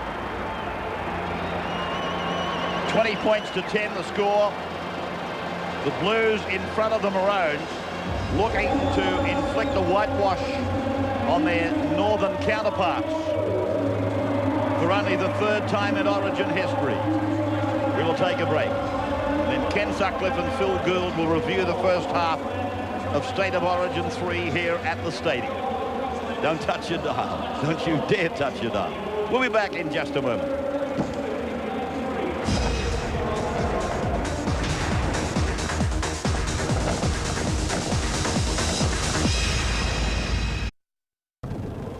Back at half-time, State of Origin Game 3 from Stadium Australia. With me, Phil Gould. Hard to get a real handle on this game. It's fits and starts, but New South Wales obviously the dominant in the first 40. Yeah, I think, Ken, in these dry conditions, we can see the difference in skill level between the two teams. We'll have a look at the statistics. They don't show you what the skill level is. Looks fairly even there, but anyone watching this game can see that New South Wales has far more potency in attack. The width of their passing is really stretching this Queensland defence. Great speed out wide to finish off the tries. The Queenslanders are hanging on. They're showing great spirit, but they're going to need more than that to get out of this. Who impressed you in the first half? Oh, look, everyone on the New South Wales side. I really thought Kamali is playing stronger tonight in his third Origin game. Fittler's giving the team great width, and of course, fellas like Girdler, Adam Muir, David Ferner coming off the bench have been incisive. Everyone's doing their job. They're lining up to get the ball. OK, well, let's check out the New South Wales first try, and it's a Ryan Girdler special. O'Neill in 14. Intercepted by the King. Girdler, I mean, not Lewis. Girdler does it again. Now, I've said many times Ryan Girdler should play in a balaclava. He's the best thief in rugby league, and poor concentration there by Julian O'Neill. He went across field. Girdler got up in his face. He was in position, took the ball, snatched it away, and if you're a coach of the Queenslanders, you couldn't possibly believe they were going to throw an intercept Ryan Girdler's way tonight. But Ryan doesn't seem to expose his team when he goes for the intercept. He picks his mark pretty well, doesn't he? Very, very good at it. Very good at it. Probably one of the best intercept merchants I've ever seen. And 2 minutes later, what a terrific pass from Fittler to Muir, and this is only a couple of minutes later. New South Wales well in control. Last tackle, a chance to run the football to the right. Fittler does that. Then he puts Muir over. Adam Muir is in to score. This came on the back of some great New South Wales play off their own line. McDougall made a break down the left-hand side of the field. The play will get over underneath the post for another play the ball. Girdler onto Fittler. Look at the New South Wales numbers out wide. Fittler knew they would panic, and that sometimes the simplest pass is the best pass. Fittler just let them panic, slide away from him, and Adam Muir was there to pick up the try. Well, 12-0, and Ray Warren called it correctly. He said the Maroons have got to score next, or otherwise they're in a heap of trouble. And Matt Rogers, a little bit of reward for the effort. Let's check it out. The line, the Blues, now called upon to defend as Lockyer puts a left-footed bomb up. It's a good kick. Haynes goes riding shotgun for Brashup. Hey, this may well be looked at. Yes, Bill Harrigan's going to the video referee here. Yeah, well, the video referee got involved in the game here. Matt Rogers reaching out after Tim Brasher dropped that bomb. It seems the best chance for the Maroons to score points. Get in good field position, put the ball in the air. They've got 2 tries out of the kick tonight. Fair decision here. I think Matt Rogers got down with pressure there. Give him a try. Phil, we've seen a couple of big kicks, and they haven't necessarily been into the in-goal area, and then, of course, both teams are a heap of trouble. Yeah, they certainly have. Kicking game is always important in big matches. You've got to be aggressive onto the ball. I said it before the game, the most aggressive team will win, and this next try was all aggression from New South Wales. Not wrong about that. Let's check it out. Then for Kamali, and he goes very, very high towards the eastern side. That came off the boot, and Lockyer realises there's work to be done, and that's what he does. And then he loses the ball. The Blues claim a try, and Harrigan has gone to the video referee again. You have to be aggressive. Look at this ball go up in the air from Kamali. There are 3 Queenslanders that could have attacked the ball, but it's the Blue, McDougall, that attacks it. Not only do we finish there, the ball goes into the end goal, chased hard by the Blues players, and watch this hit from Kamali. Bang, aggression again, shakes the ball loose. Ryan Girdler, as usual, is there to pick up the crumbs, plants his hands on the ball. We're looking at a record point scorer in State of Origin with this fella. Well, this try was really needed by the Maroons just to give themselves some sort of heart going into half-time, and Darren Smith, he did real well here, and so did Matt Singh, and we'll have a look at that one right now. Shayaking any longer. Lamb with a lovely kick. McDougall underneath it, so is Singh, knocked backwards, did well. Reaction time was brilliant. Darren Smith is over. Darren Smith gets a try. Nicely constructed try. Lamb puts the ball in the air. He isolates the winger, McDougall. Saylor and Singh are able to put enough pressure on him to get the ball back their way, and Singh does tremendously well here to scoop it up, find Smith. He's still got plenty of work to do. Girdler and McDougall to beat, sneaks over in the corner, 18 points to 10. Both the Queensland tries from bombs. They don't look like making a break any other way. OK, what do Queensland need to do? I mean, who's got to fire? Who's got to do something special in the second half for the Queensland to be in it? Well, they've got to dominate possession. I'd really like to see their back rowers get on the edge and get Adrian Lamb to push the ball through his hands a lot earlier. They've got to run this New South Wales side around. They've got to get Fittler, Kamali, Girdler, McDougall making tackles, so they haven't got so much energy when they get the football. But in the pivot spot, of course, New South Wales have got so many options. Queensland, very limited. Yeah, three of the best in the game. Kamali, Andrew Johns and Jeff Tooby. They're wielding this side around the field. Brad Fittler gets in there for his touches. Look, it's just a very, very good football team. As I said, Queensland are hanging on. They're showing grit, but they haven't got the finesse. You know, they need to score first and graft out a close win. They've got to play this game a lot differently to what they've been doing. Well, you know, you never change. They're going to win this, but don't go away. You're either going to see a great fight back from Queensland or some tremendous football from the New South Wales Blues. Either way, you'll be entertained. OK, the second half coming up in just a moment here on Wide World of Sports at Stadium Australia.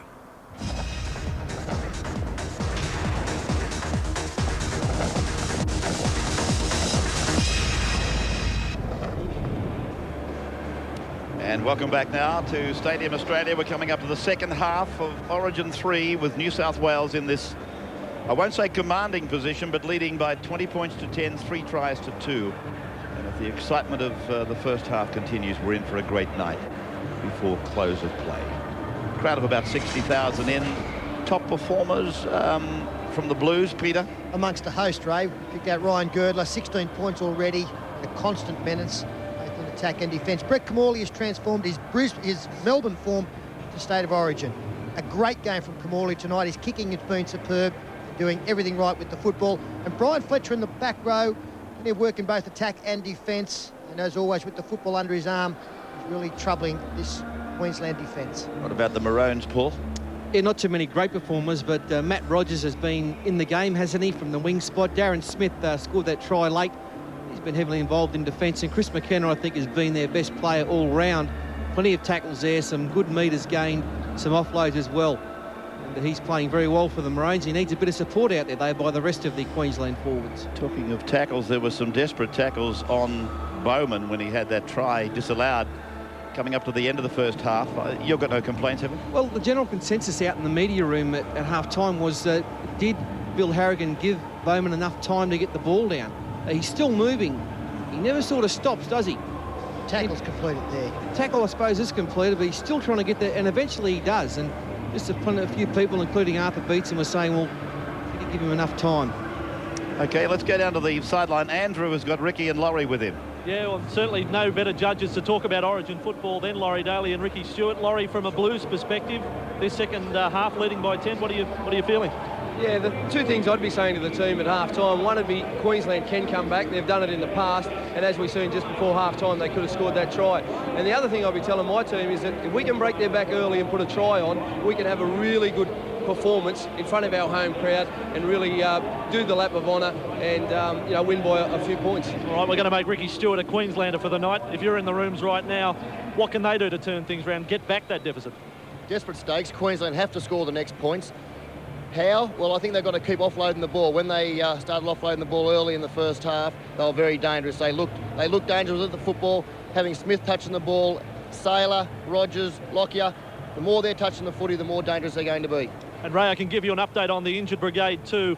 Benny Eichen with that cork calf, if he does return, nowhere near 100%. The Blues doctor says Ben Kennedy will not return. And also an update too on Tony Carroll. He came from the field right on half-time with an injury to his right elbow. He is certainly struggling to be at his best in this second 40.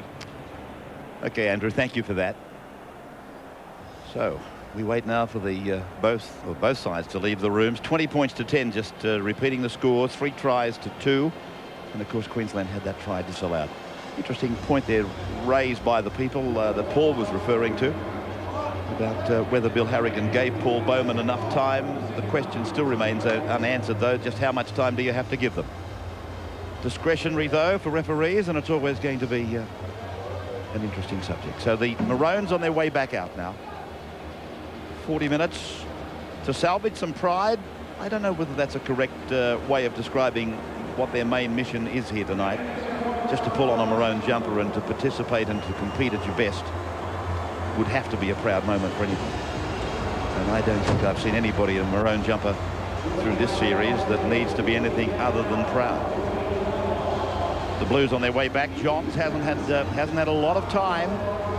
Muir was out there for a matter of seconds and he was over off a Fittler pass.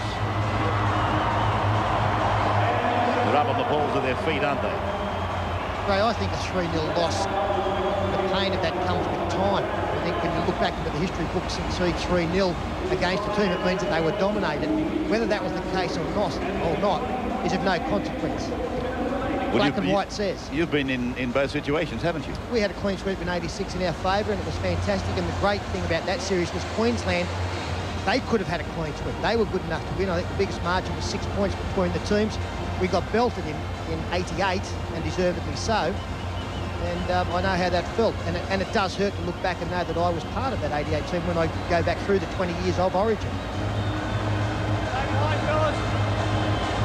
Harrigan checking both captains. Time on second half. State of Origin 3. Winding down with Lang. First tackle, second half. First use of the football for the Maroons. This is Webke. Taken down by Tuvey underneath and Fletcher over the top, and now Tallis trying to do something, always trying to do something. And at every occasion he's drawing 3 and 4 tacklers into him. Darren Smith on the halfway line got one of the Queensland tries. Hetherington held up by the smaller Tuvey and getting some assistance there from Scott Hill.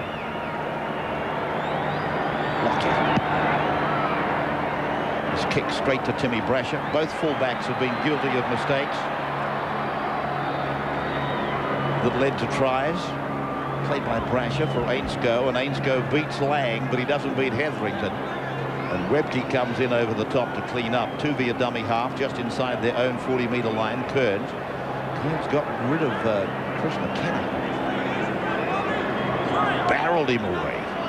Webke eventually making the tackle. Now Stevens. Not lacking in gusto as he takes it forward. Had a couple of private altercations with Tallis early in the game. He lost that. He lost that to referee Bill Harrigan. Sailor now off his own line. The Blues chase good. A line of 7 of them down there, 8 of them in unison. Darren Smith unloading away for Matt Singh to be tackled just inside the 20-metre line. Second play gone. It was a good kick and a very good chase from New South Wales. Lang on play number 3. 20-10. 3 tries, 4 goals. 2 tries, 1 goal. As Lockyer turns it in for Tallis, and Tallis is tackled, not held. Tried to go again. That's the 30-metre line. As Darren Smith is put down on 5. So they've battered their way out to the 40-metre line for Lockyer's kick. And we've got plenty of volume in it. Brasher doesn't waste any time with his kick returns, Brasher. Straight from a stationary to full speed. And he did well there. He got them back almost to the 40-metre line. As Johns comes on, Tuvey goes off. So that was a very early exit for Jeff Tuvey. Well, he's struggling at the moment with a half-by dead shoulder. It's hanging limply, his left one. And Joey Johns on for an early touch in the second half. Kamali. Beautiful hands. That's Scott Hill. Fletcher back on the inside. And then it's away from Ainscough. Back from Kearns. Kearns for Furner. Furner tries to fend. Gets the ball away. It's Brad Fittler going up the middle. New South Wales are going in. And Joey Johns, Andrew Johns scores. He was out there a matter of 45 seconds. Handled twice. And the Blues are over, adjacent to the uprights. He starts it and finishes it, Andrew Johns. As soon as he gets on the field, how dangerous do they look? And he runs the football to open up a little bit of space on the short side. Nice pass from Kamali over the top. And then some rapid fire work from the back rowers. Scott Hill, Ryan Fletcher, flicks it out to Ainscough. Kamali saying, get the ball to this other side. We see David Ferner do particularly well. Keeps the ball alive. Brad Fittler doubles around, throws the dummy, straightens up. And there, Andrew Johns supporting to go next to the post. The kind of tries we scored 2 weeks ago. Yeah, great play by the Blues, but you have to admit the Queensland defence had probably 4 or 5 opportunities to close that play down, but the Blues continued to offload. And Andrew Johns, well, there's no doubt about it. He is the best player playing the game to date, and he's loving it. Yes, Peter Sterling, in fact, writing or exchanging his thoughts with a journalist about Joey Johns, said that's probably what he likes most about him. The love that he has of the game, the enjoyment that he always seems to be drawing from the occasion, the passion. Girdler to equal O'Connor, does that. 18 points in an Origin game for Ryan Girdler. 26-10 at the 45th minute. 26-10. The Blues over the Maroons. And a special hello to our troops watching in Dili, East Timor, as well as those Australians serving with the international force in Bosnia. Should have welcomed you earlier, but it's great to know that you're there. And thank you for doing what you're doing. Ainscough to the halfway, Brasher swooping in as if he was going to get a miracle ball from Ainscough. Kamali Ferner, look at the passing. Now Fittler puts his foot down and the big frame down inside the 30-metre line. They keep it going through Johns for Girdler. Girdler chips coming down on that left side as McDougall. Sailor's there and Sailor's forced in goal. They all want a part of it. And Darren Smith got a part of it as well, as Wendell Sailor couldn't keep the ball in the field of play. Brad Fittler, you talk about the big frame rate. Just have a look as we see the end of the movement. Wendell Sailor taken into the in-goal area.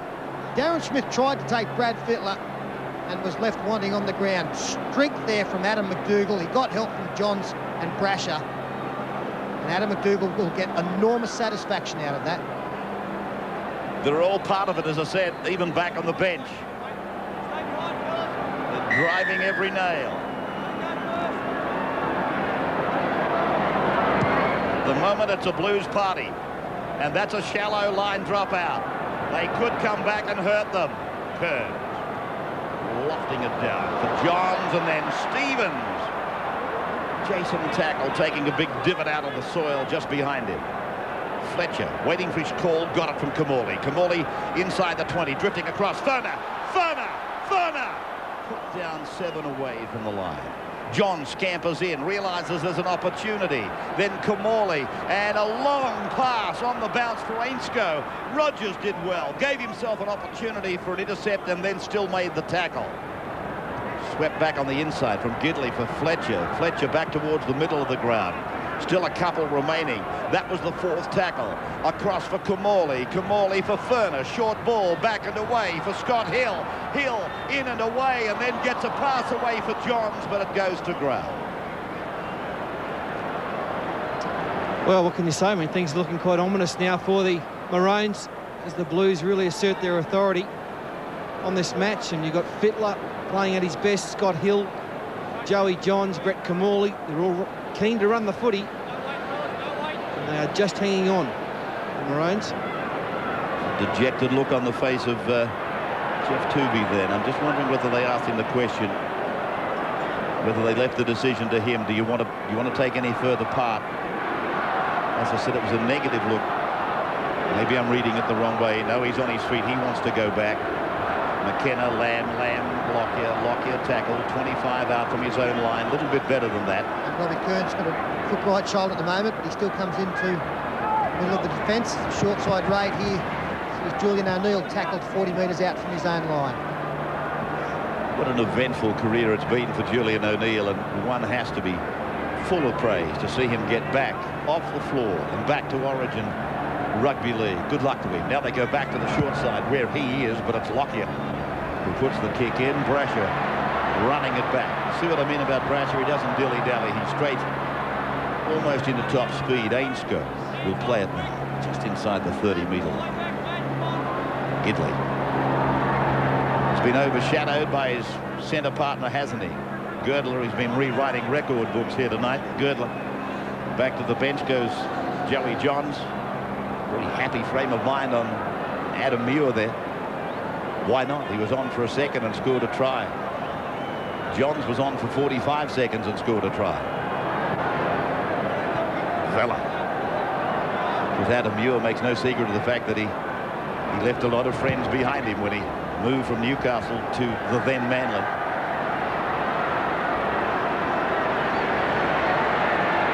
Or to North, Lockyer.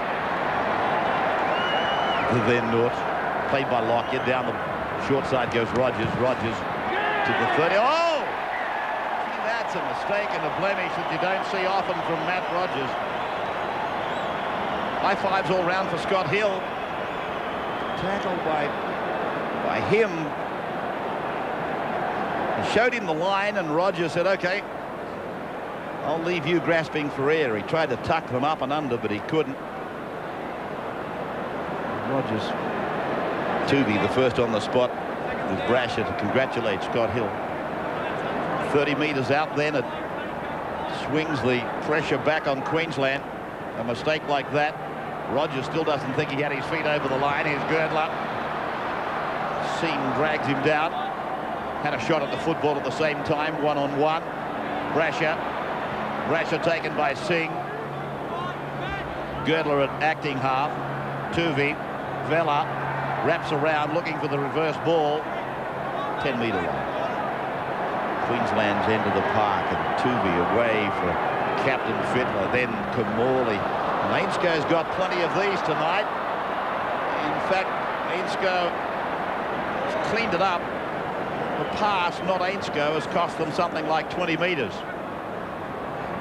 All these passes have been a little bit wild out onto that right side for Ainscoe. Girdler.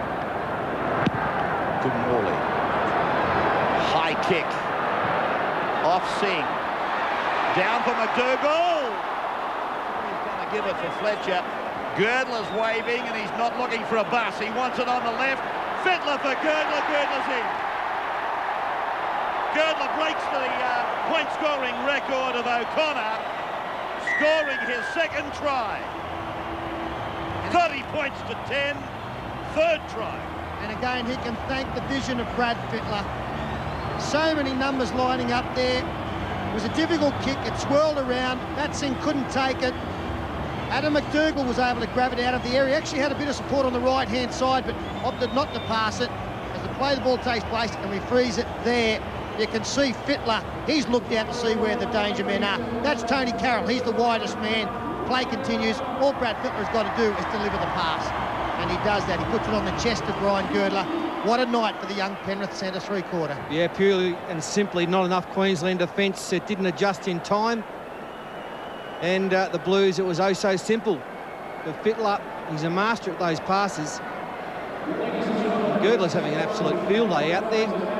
Well, Paul, in scoring that try, he's equalled the record of most tries in an Origin as well, held by Chris Anderson and Kerry Bowstead, and breaks the record for most tries in a series with 5. David Middleton is absolutely working overtime down here. And the big difference for Ryan Girdler is that Chris Anderson scored 3 in a losing side. That won't be the case for Ryan Girdler tonight. Johns enjoys it. This crowd is enjoying it.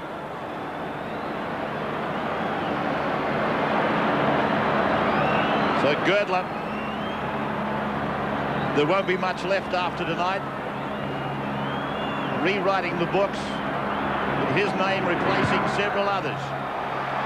He converts, try number 3 for him. Gordon's face says it. 32 to 10, the Blues up. As we break, we're back in just a moment. 55th minute, we welcome you back if you've been in a break. As most of our Australian stations have, a penalty has just gone to the Blues, leading 32 to 10. They were there too long is the best way to describe it, keeping it simple. They were there too long. Girdler has scored 24 points, incidentally. 3 tries, 6 goals for 24 points. Rewriting record books and equaling Bowstead and Anderson for most number of tries in an Origin game. Kamali turning it back on the inside for Ferner, who's been busy.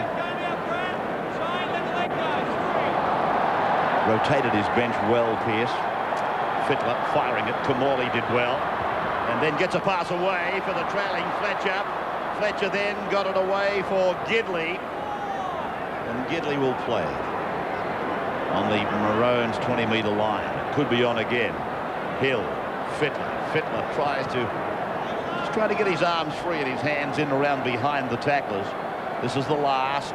Scott Hill puts a kick in to the corner. Oh, Wendell's made a mistake. The Lockyer was there to save him. It'll be your shout, Wendell. He points to Darren Lockyer to say thank you. Yeah, the two Broncos, they saved it there. Nice kick from Scotty. He got the wicket bounce and down he went. Wendell had an airy. And Lockyer no choice. But Adam McDougall there again. 22 points the margin.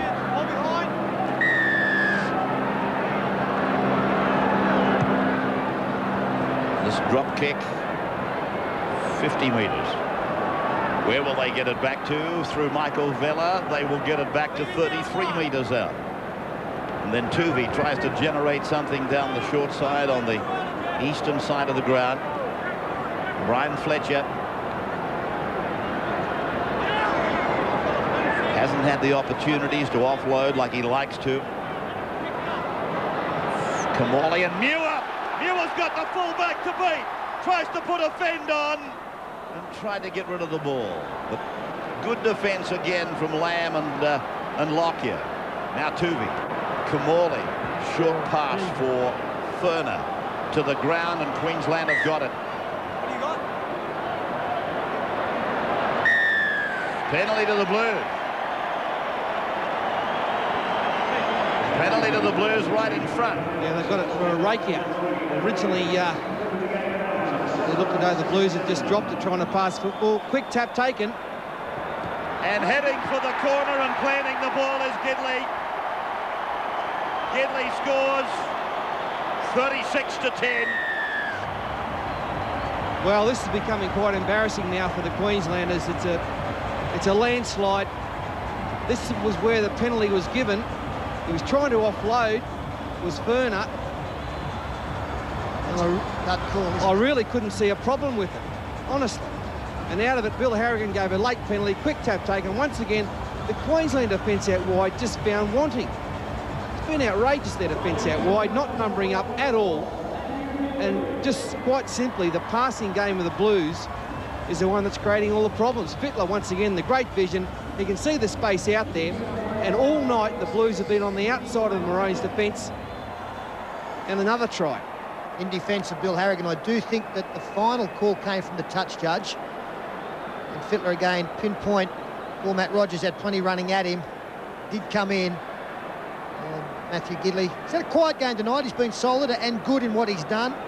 But as Ray has pointed out, Ryan Girdler next door has had everything come his way as Adrian Lamb, having a chat with Bill Harrigan, rejoins his team. Well, the scoreline is starting to approach the all-time record Origin victory, held by Queensland, 36-6. You guys would remember something about it. Paul Vaughton and Wally Lewis in that great side. 88, 89, whitewashes. Coached by Wayne Bennett. 36-6 in 89. Beaten in 89. 36-6 anyway, that's the important factor. New South Wales are fast approaching it. Ah, look at this. Have a look at that. Girdler, another couple of points, 26 points in the game for Ryan Girdler. Black magic. Bossy. Ray, this is the blue rinse that we've been talking about coming into the final Origin match of the series. I'm seeing all the maroon jumpers out there right at the moment, but I reckon the heart's been ripped right out of them. It's out on the full penalty to the Blues at the middle of the halfway. That incessant smile. If the face isn't smiling, the eyes are. From Adam McDougall. When they're down, he's still smiling.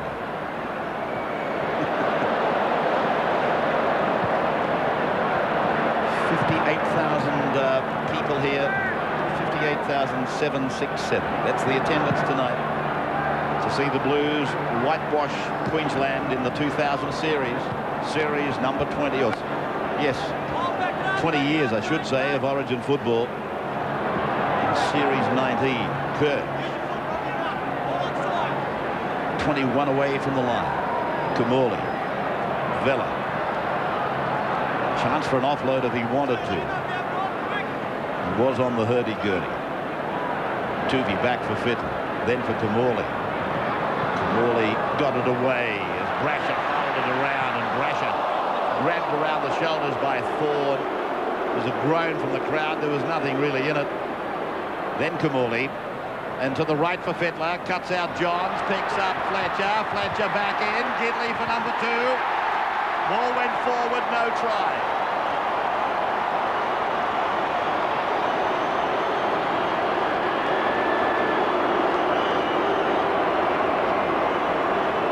Well, the celebration short-lived. You'll see this pass from Brian Fletcher. Back on the inside to Gidley, wheeled forward, and I think rightly so. Denying the centre his second try in as many minutes. So the Maroons away from the 10-metre line, and there's a bust being made by Lamb, sending Rogers down the left side. Gidley making the tackle on Rogers, almost on the halfway line with Fletcher's help. Martin Lang. Lockie. O'Neill. Tallis. Oh. Simple stuff for Lockyer. And you won't see him do that again for a long, long time. I am one of Darren Lockyer's biggest fans, Ray. I think that he is going to be a superstar in the game. And I think at the beginning of the series, Wayne Pearce would have pinpointed him as a real danger. But I think over the 3 games, New South Wales have contained him very, very well. And that has helped their cause no end. Brasher taken down by Bowman, over on that far side of the ground. Kearns, the ball out the back for Brasher. Just for a moment, it looked like another clean-up job for Ainsko. He hasn't really got any clean ball out there, Ainsko. Everything that's been his way has been behind him. Vela.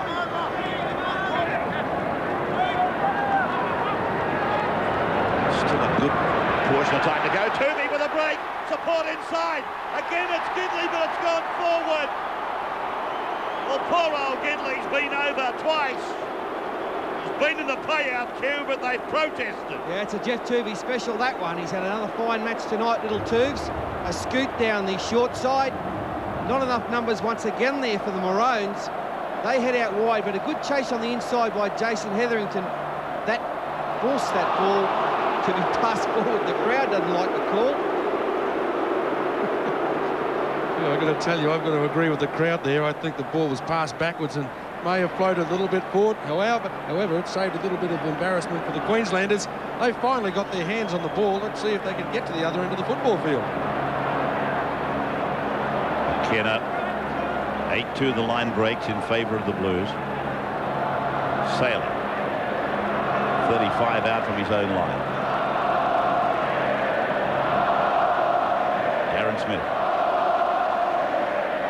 He's lost it, Darren.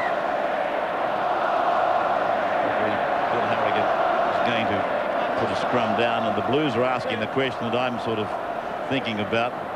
What's wrong with the advantage rule? There's a hand on the ball in a one-man tackle, and that's what he's on about, but he's given the feed to the Blues. That's what makes it confusing. If they didn't knock on, why couldn't they play on? McDougall. Just outside the 30-metre line. Kamali across for Kearns.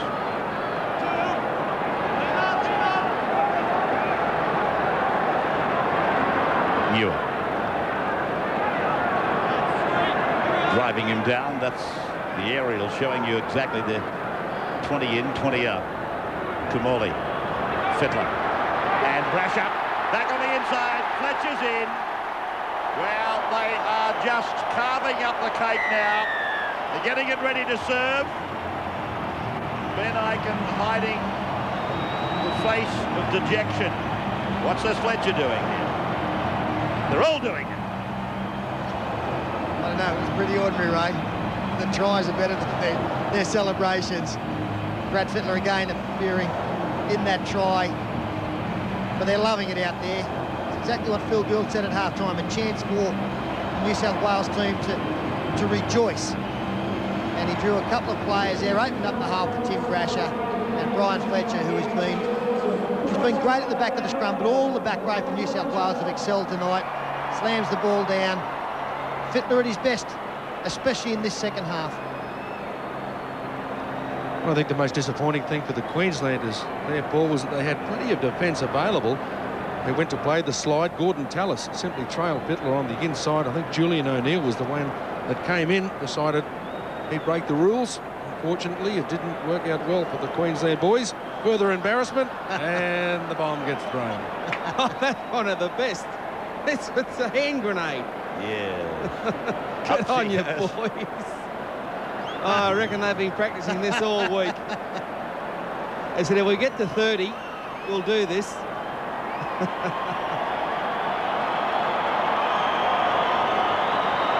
It did look better in replay, didn't it?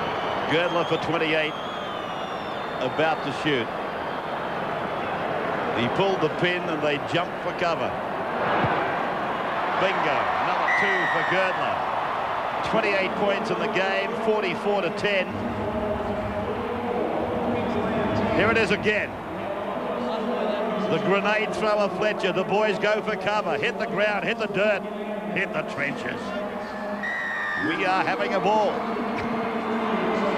Incidentally, getting back to Girdler with 28 points. He's approaching the all-time record for New South Wales Queensland matches of personal tallies. Dally Messenger, 32 in 1911. Curved. Vossi. And Laurie Daly's watching all of this unfold. I think he enjoyed the hijinks in the in-goal area, but you have been on the other end of this sort of result. We think back to 89, your very first match for New South Wales. Yeah, exactly right, Bossy. That's where you get no sympathy for the Queenslanders off me, but it's been a great performance by New South Wales. They've kept the ball alive at all times, and they're just showing what class players they are. Kamali.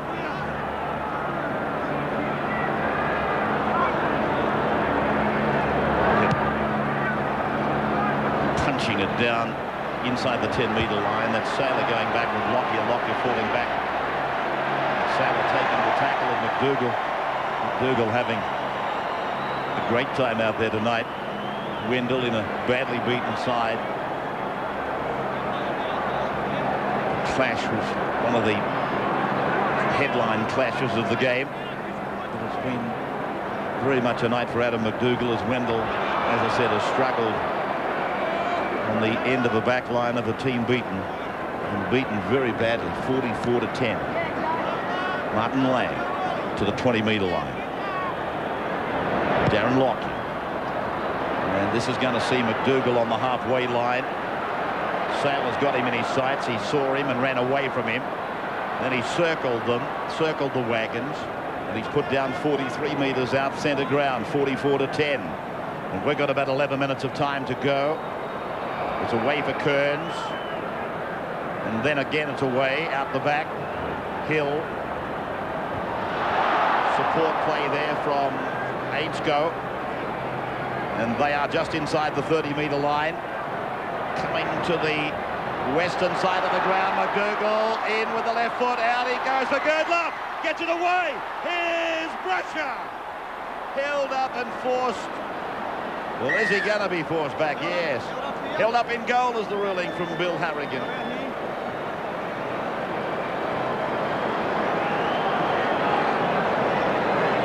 Well, it's almost becoming like touch football. The 3 offloads leading up to this movement.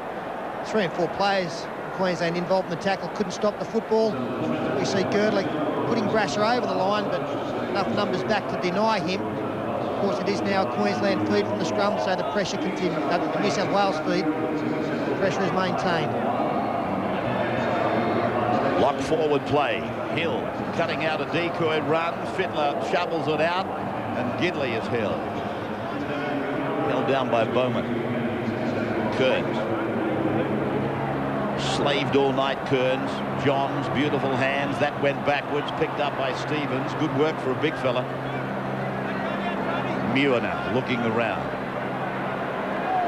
Picking his options. Johns. Tried to beat them. Lang closed the gap with Brad Thorne. Muir. Kamali. Then Brasher ran a decoy. Kamali floats it out and McDougall puts it over. Adam McDougall scores for the Blues. Harrigan wants to look at the last pass. And maybe as to whether there was a shepherd involved with Brett Kamali's running. I don't think either will be a problem. We could have half a century scored here by razzle-dazzle New South Wales side. Kamali, well, I thought it was very similar to the pass that we thought was okay earlier. I think the hands were aimed backwards and the ball's floated forward, but if the last one was called up, that one may well be.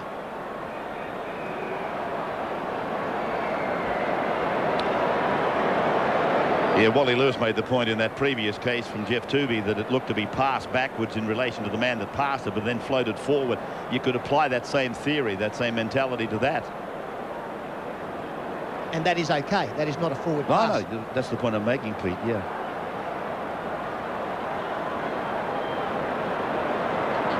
McDougall just having a squiz over that left shoulder. It's a try.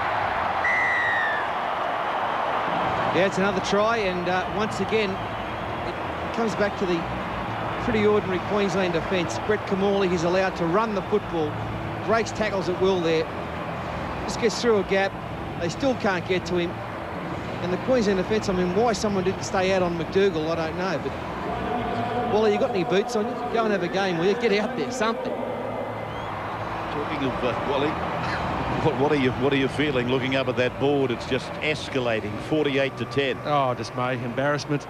But it's very easy to be critical, I suppose, of the players that are out there. But let's not take anything away from the New South Wales team, who were displaying as much attacking ability, I think, as we've ever seen from a Blues outfit. But the question was asked, how am I feeling? Well, sick. I didn't think I'd ever see a scoreline in State of Origin football like this record at the moment.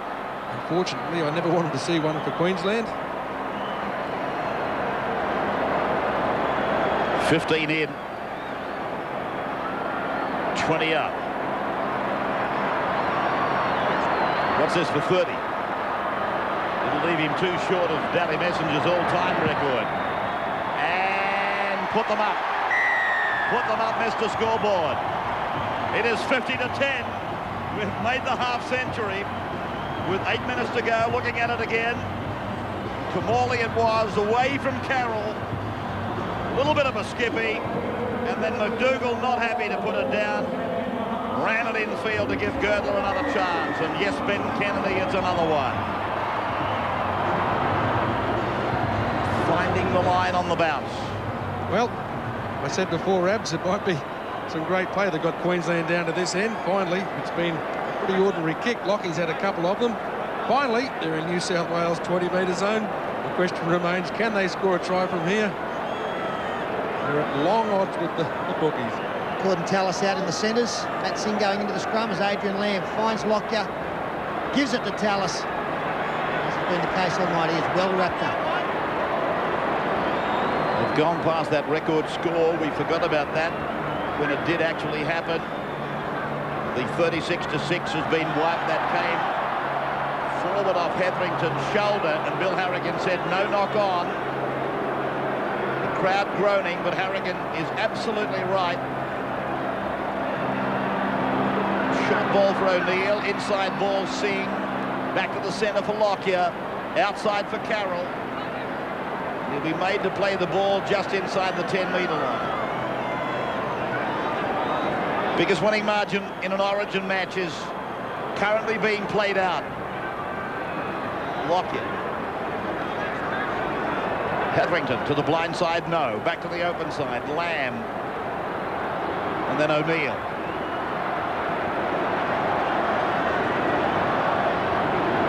They're going to celebrate this one well into the night, I feel sure. Tallis.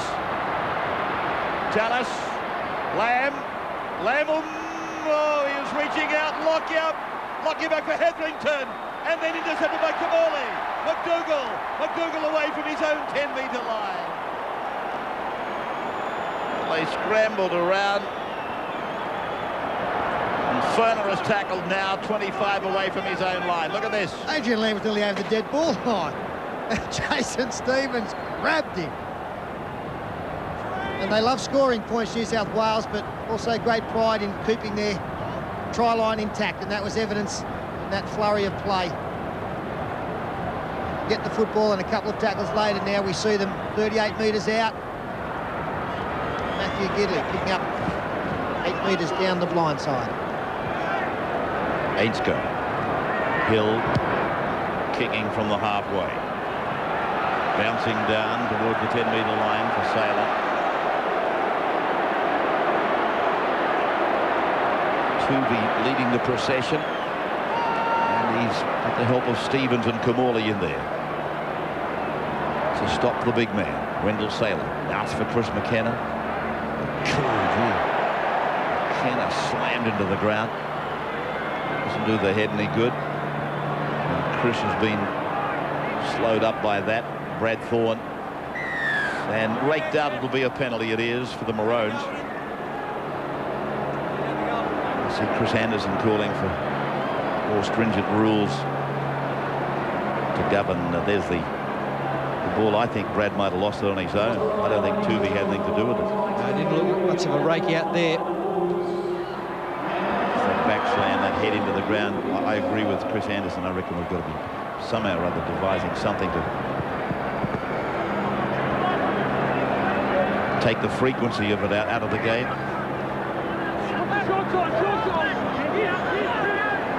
Yeah, you can smile. Actually, he joins a very elite club. A player and a coach associated with a whitewash. Only one in the club prior to tonight. Hello, don't tell me.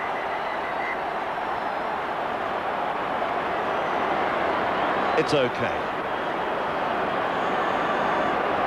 Nothing doing. There was only one in that club. Paul Vorton, of course, the man in question. Played in a whitewash winning side and then coached a whitewash winning side, and now Wayne Pearce has done the same. Happy to have Junior in the club, Rabs. It'd be nice to have somebody to talk to. Good man, Junior. But he's done a great job, hasn't he, as the coach? There's a bit of a push from Webke, and Burner comes back at him, but not much doing. He's done really well. He learned a lot from last year's series as the punches are thrown. And he's proved himself. You don't walk away, wouldn't have had a blue, and it wouldn't have been on the line. Let's just play 3 minutes of footy, get that out of it. Do not start it. Yeah, Wayne Pearce proved himself at the top level, hasn't he, tonight, especially with this performance by New South Wales. And you think Wally and I are feeling crook at the moment. Imagine our coach Mark Murray and Choppy Close are feeling. Hell of a lot worse than us. Queensland then. Trying to salvage something. Hetherington for Lockyer, who dummies as he tried to pass it back infield, and Stevens got in the road. Hetherington on for O'Neill. O'Neill to the line, and Ferner still boiling over. Puts him down. Hetherington for Lamb, and Lamb. Tallis will get there. The big fella's over. He puts it down on the line. Jason, walk away, move away. And what's Harrigan saying?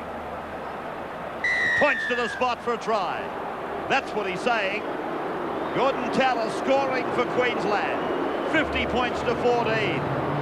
Good on you, boys. Something out of the wreck for the Maroons. Nice ball from Adrian Lamb. Matt Gidley went for an intercept. He didn't get it. And Gordon Tallis, who I have to say, has probably been our most consistent performer in all 3 matches. You've only got to get a part of the football on that white line, on the chalk. He does that. And Harrigan, after a little bit of a chat and some talk to the Blues towards the try, and there's the conversion successful from Matt Rogers. So 50 points to 16. brings that old record back onto the board, the 1989 36-6 winning margin. Ray, I think this pass would be safe to say if it was thrown on the other side of the field, we could well have seen New South Wales touching down for another 4-pointer by Ryan Girdler. The ball was on a plate ready to be taken.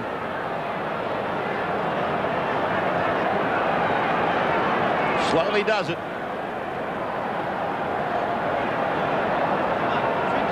Girdler.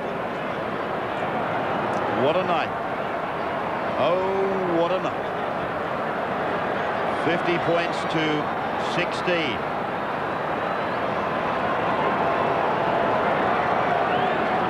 No, that still holds pride of place, doesn't it? 34 points, you're quite right. Girdler starts again, but for the last time.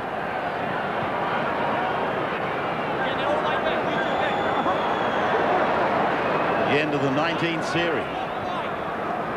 9-9 and 1 drawn. The end of the 60th match. Queensland 30, New South Wales 29, 1 draw. Harrigan calling it back. Tallis, who was off for the prize, came forward from O'Neill.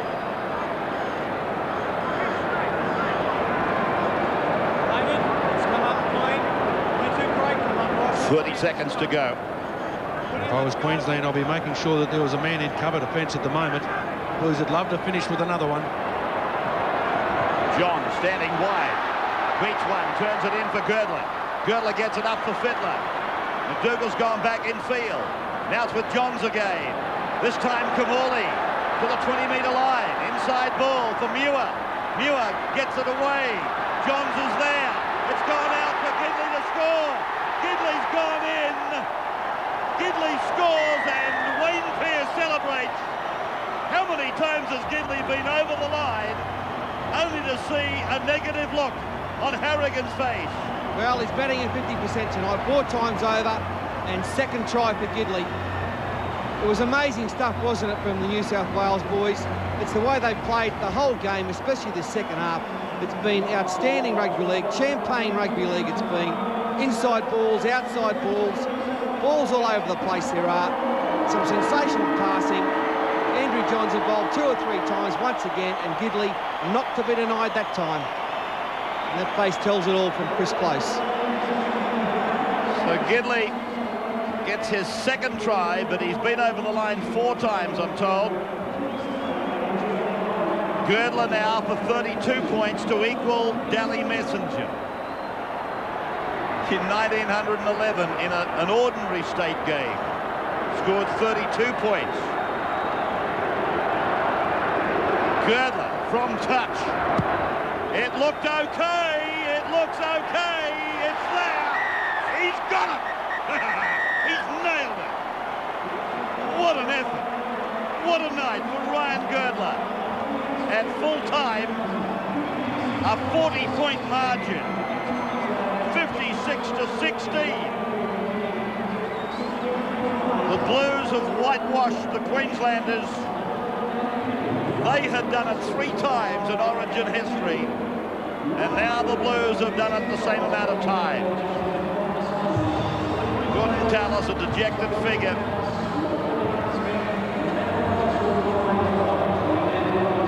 They came, we were told, seeking to retain their pride. But the Blues tonight have hammered them in a record-breaking Origin match. 40 points the margin, 56-16. In many quarters, a humiliating defeat for Queensland. And one considers State of Origin 1 and how unlucky they appeared to be. And then we saw a tremendous game at Suncorp Stadium. They probably weren't deserving of this. Laurie Daly's out there with Adrian Lamb. Yes, Laurie? Yeah, thanks, Rabs. Here with me is Queensland captain Adrian Lamb. Adrian, you came here looking for some pride tonight, but it wasn't to be. No, it was very disappointing, you know. biggest score ever, but things just didn't work out the way we wanted. We had a couple of opportunities there, and we gave them a head start at the start of the game there with a few silly mistakes, and it just snowballed from there. You've played in a number of Origin games. Have you ever seen a better New South Wales performance? No, they were pretty dominant in game 2 and tonight.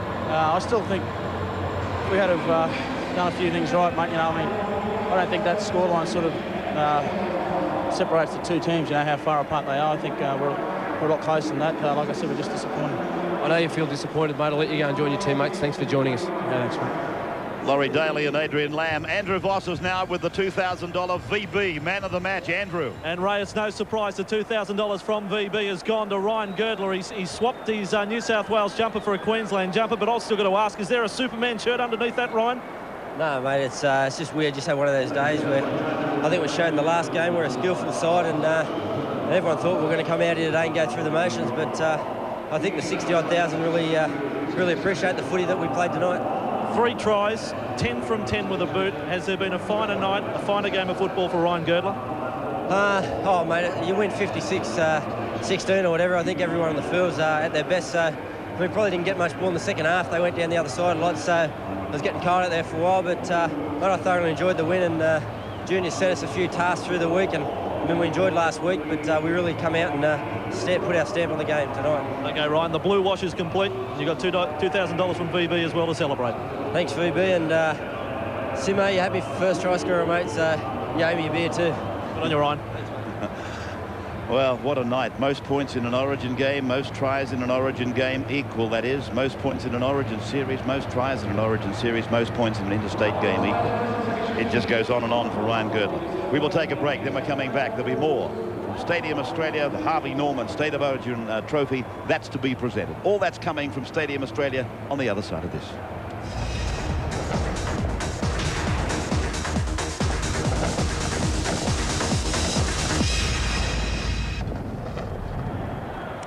And welcome back to Stadium Australia. A crowd of almost 60,000 here tonight to see the Blues whitewash Queensland, wrap it up at 3-zip and a 40-point margin over them. Now for the presentation of trophies, here's Peter Sterling. Ladies and gentlemen, I'm sure you would agree a fitting finale to what has been another wonderful State of Origin series to kick off the new millennium. A gallant Queensland team over the last 3 games, but tonight New South Wales have shown their superiority to record just their 3rd ever clean sweep in the last 20 years of Origin history. A fantastic performance, and we applaud both teams for their contribution over the last 6 weeks. To begin tonight's presentation, would you please make welcome the ARL Chief Executive, Mr. Jeff Carr. Thank you, Peter. Thank you, ladies and gentlemen. On behalf of everyone here, I'd like to congratulate the Blues. Thank everyone for coming, and hand you over to Mr. Colin Love, who will introduce Mr. Brad Fittler. Well, commiserations to Adrian Lamb and the 4X Queensland team. They did run into a hot New South Wales team tonight. Congratulations to Brad Fittler and the Wizard Blues. It was a mighty effort.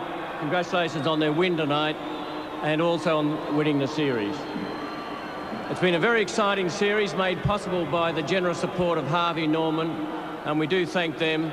But we also thank you, the fans and supporters, that have made this series such a success. Thank you. Brad, congratulations.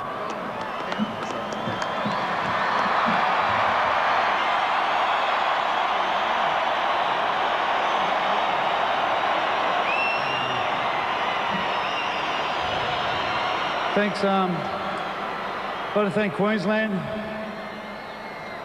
for a great series. The last couple of games have been pretty high scoring, and I think that's just the way the game's heading a bit. I'd like to thank our sponsor, Wizard, our coaching staff, Junior, and the rest. And I didn't think a score like that was possible, but who knows, with this football team, it's pretty special. And I'd like to thank everyone that came tonight, and I hope you all stay around for the Lab of Honour. We told you we'd put on a show, and we did.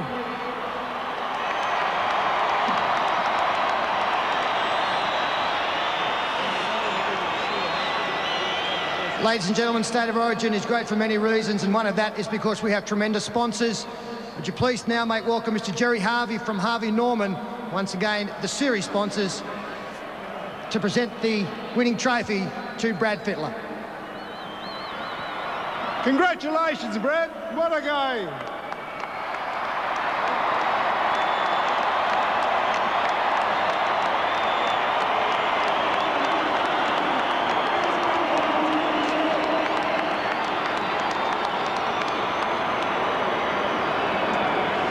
Ladies and gentlemen, once again, thank you for your attendance tonight. Thank you for your support. And would you please now show your appreciation for this wonderful New South Wales squad as they do their victory lap. Have a safe trip home. Thank you very much. Thank you, Peter. Yes, and those thoughts, of course, are endorsed by everybody on this particular network. Sponsors like Harvey Norman, Wizard, 4X, they've done a magnificent job in supporting the series now through its 20th year. Not always have they been a part of it, but certainly in this day and age, their support is very much welcome. So the photographs. And I notice amongst those players out there now, having joined them, David Peachy, and also Rodney Howe is there. And Sean Timmins, of course, has joined them as well. Players that helped them on their way to this lap of honour tonight. Not forgotten. A night that will never be forgotten. Brad Fittler probably summed it up. He said that's the way the game is heading, I suppose, with these high score lines, but I don't think anybody thought we'd come here and see Queensland beaten by 40 points. 56-16, one of the injured players, Ben Kennedy, he was having a marvellous series. And it was just a shame that he couldn't take it right through.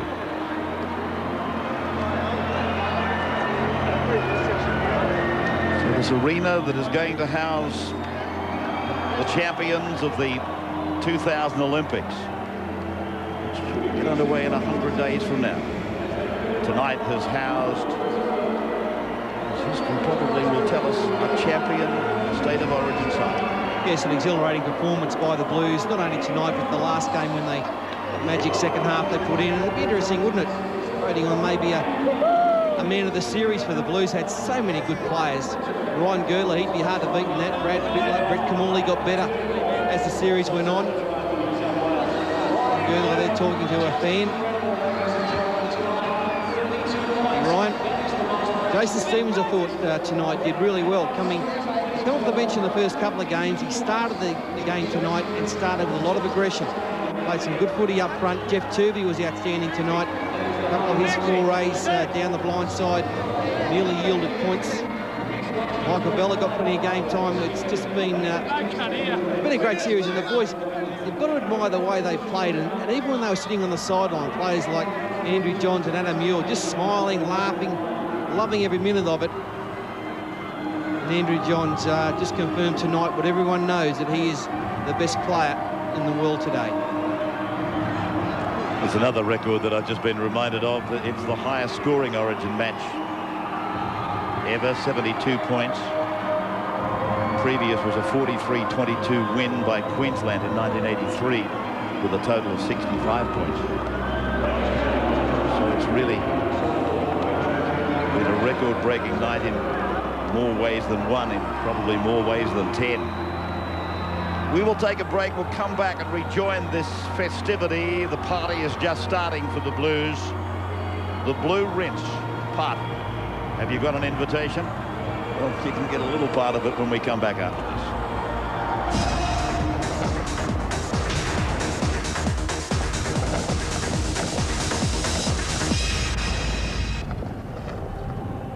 Welcome back to State of Origin, Game 3. It's all over. It's a whitewash, and a whitewash in the biggest possible way. And you told me before halftime, you said, maybe this will be a 60-point game. What did you know?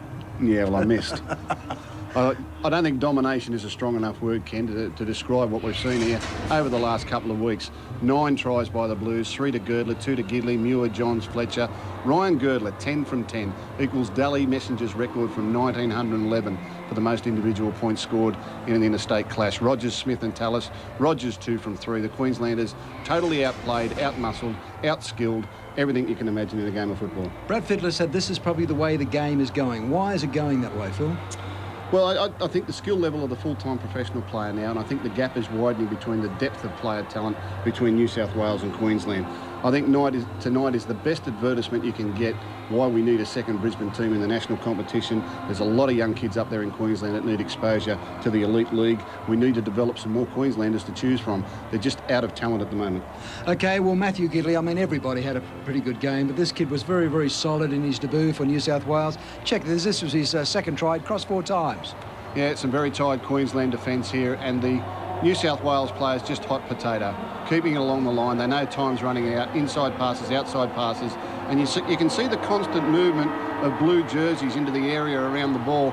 Gidley had a couple of disallowed. He finally got across the line. Those that backed Gordon Tallis to score the last try were disappointed. They thought it was in the bag, but Gidley got it in the end. And Royce Simmons has done very well out of his player Ryan Girdler. He said he backed him to score first, so yeah, good on you, Royce. I think Royce Simmons has done a lot better than that out of Ryan Girdler and could well do for the rest of this premiership.